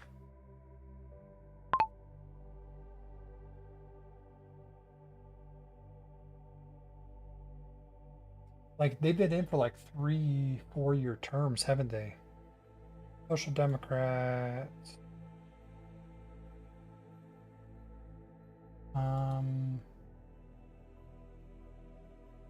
Social Democrats. Denmark. Popularity. Oh. I want graph.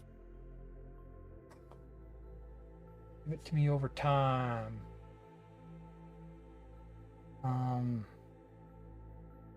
That looks like it, but I also think this will probably. Following the general election, Danish Social Democrats under Prime Minister Fredriksson secured the most seats, 35, but experienced a significant drop in support compared to previous election. Making their weakest parliamentary election result in over a century.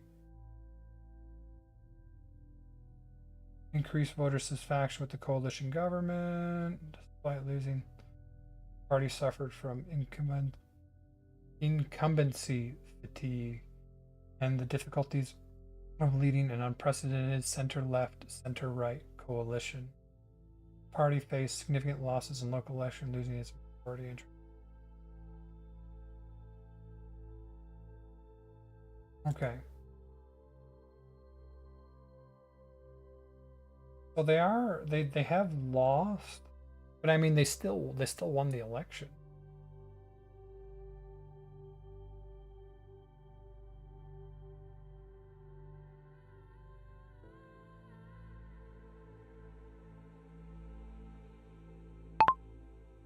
What are the reasons why Fredriksson's Social Democrat Party is losing popularity? In Denmark, to make sure it knows exactly who I'm talking about, because I'm not looking up the spelling of that. I'm not going to check.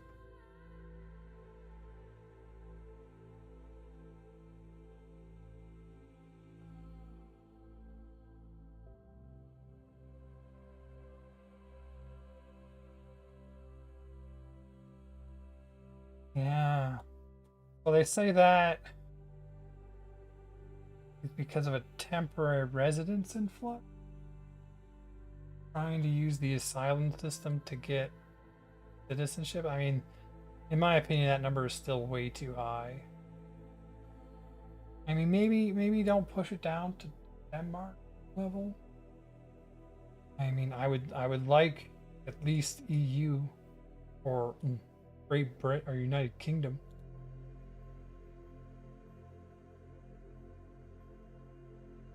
Okay, this is a great question with very fresh answers. Denmark just held a general election. Really? On March 24th, less than 2 months ago, and the results were devastating for Fredriksson's party. Here's the full picture and why they've been losing ground. Here we go. The scale of the decline.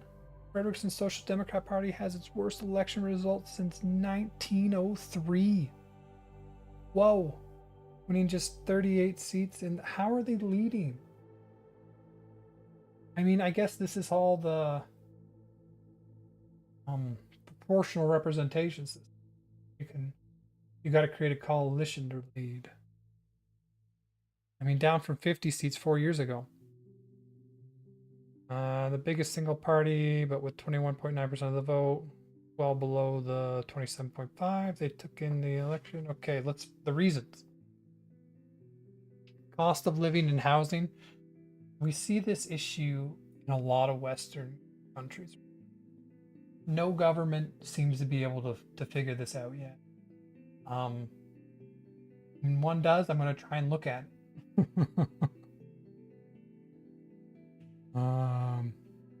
What was it? Sweden were we looking at? Finland, the Finnish housing system, actually. And they had multiple tiers of housing, different people depending on your income, from social housing to free market. And they had a middle tier too that was like semi-social housing, if you had like a middle income. And it was really well done. I liked that. And I made a whole video about why we should copy it. But apparently Denmark is not. I have a problem with cost of living and housing. Erosion of public services has been an economic issue, like cost of living, including both housing costs and food price inflation, as well as traditional welfare issues like public health and education spending. For a party whose entire identity is built around protecting the welfare state, being seen as presiding over its decline is deeply damaging. The Centralist Grand Coalition abandoning the left. This is a crucial structural factor. Since the 2022 election, Denmark has been governed by an unusual over-the-center Grand Coalition. I mean, like, that's kind of what you want. Over-the-center Grand Coalition. Between the Social Democrats, the Liberal, then Tester, and the Central Moderates. Breaking with decades of political custom, as Frederiksen chose to govern alongside her traditional rivals despite having a nominal left-wing majority available. The result was predictable unease and often unpopular government, caught between ideological compromise and a restless electorate. The governing coalition oversaw a noticeable rightward shift on economics. I mean, we're seeing this notable rightward shift in a lot of places. See it very prominently in the US. Trump turned every single state more Republican. He moved them all rightwards. And I don't think he was even particularly good. Noticeable rightward shift on economic, social, and migration issues, including the abolish of popular national holiday to fund weapons for Ukraine. Oh, and this came at a political cost. Traditional left-wing voters felt betrayed. Being squeezed from both sides on immigration, this is the central irony of Frederiksen's strategy. The Social Democrats lost voters to both right and left. So basically, they're middle, and they lost voters to both extremes. Right-leaning voters went for the party that championed harsh immigration policies for decades rather than the ones that adopted them more recently, while their courting of far-right voters alienated their left-wing base. In other words, right-wing voters didn't trust their authenticity on immigration. They seem to be doing pretty well in my books. And left-wing voters were disgusted by it. So literally, polarization we see happening in US, Canada, it's happening everywhere. The center party lost people to the far left and the far right. Far right, far left. I don't know with the camera. It could be backwards. Rural voters angry over climate policy. Rural voters often angry over increased environmental regulation and a proliferation of wind and solar parks shift to right-wing populist parties such as Danish People Party. Many voters in rural areas simply don't buy into the climate agendas. I think that's also true everywhere. At least in Alberta, the climate agenda is not looked at favorably, said political commentator Henrik. Nope. Too much focus on foreign affairs. Frederiksen called a snap election early, hoping her high-profile defiance of Donald Trump's threats to acquire Greenland would give her a boost. It didn't work.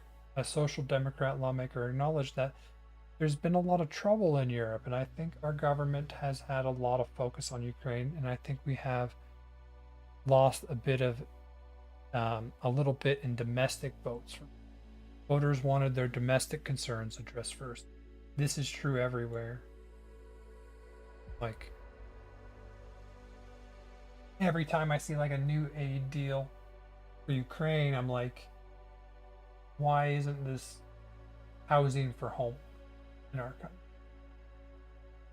We do have a problem with people living on the streets. Why are we not addressing that before giving military support to another nation? Like, I support Ukraine in the defense of their nation. I support the people living, my neighbors living on the street more. And I would like to see them cared for before weapons are given to a foreign country. I mean, that's my personal opinion on it. Bottom line, political commentator Henrik summed it up bluntly. The days of the Social Democrats as the big unifying party covering both urban and rural areas are coming to an end.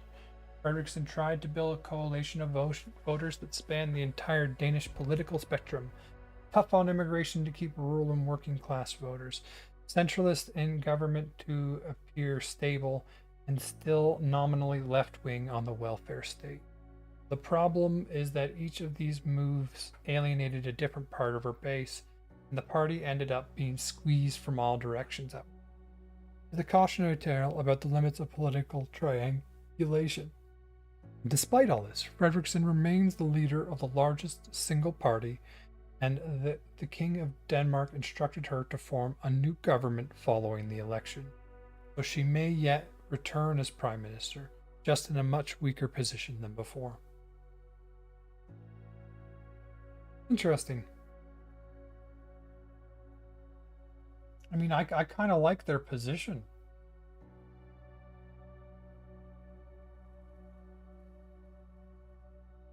But it seems they're losing voters to both extremes, which is something I think we're gonna continue to see across a lot of the West. But she did win the election. The leader of the largest single party remains the leader of the largest single party, instructed to form a new government. King of Denmark? Aren't they constitutional monarchy? So they're talking about King Charles. Honestly, I don't really like the whole king system still in our democracy. But maybe that's something we could change when we get rid of the Senate. Alright, well, I think that's all I'm going to cover today. Yeah. Thank you for watching. I hope you all have a good night. And I'll be back Monday. Talk about news. And maybe then we'll get into Vienna, Austria. But who knows? I do get distracted easily.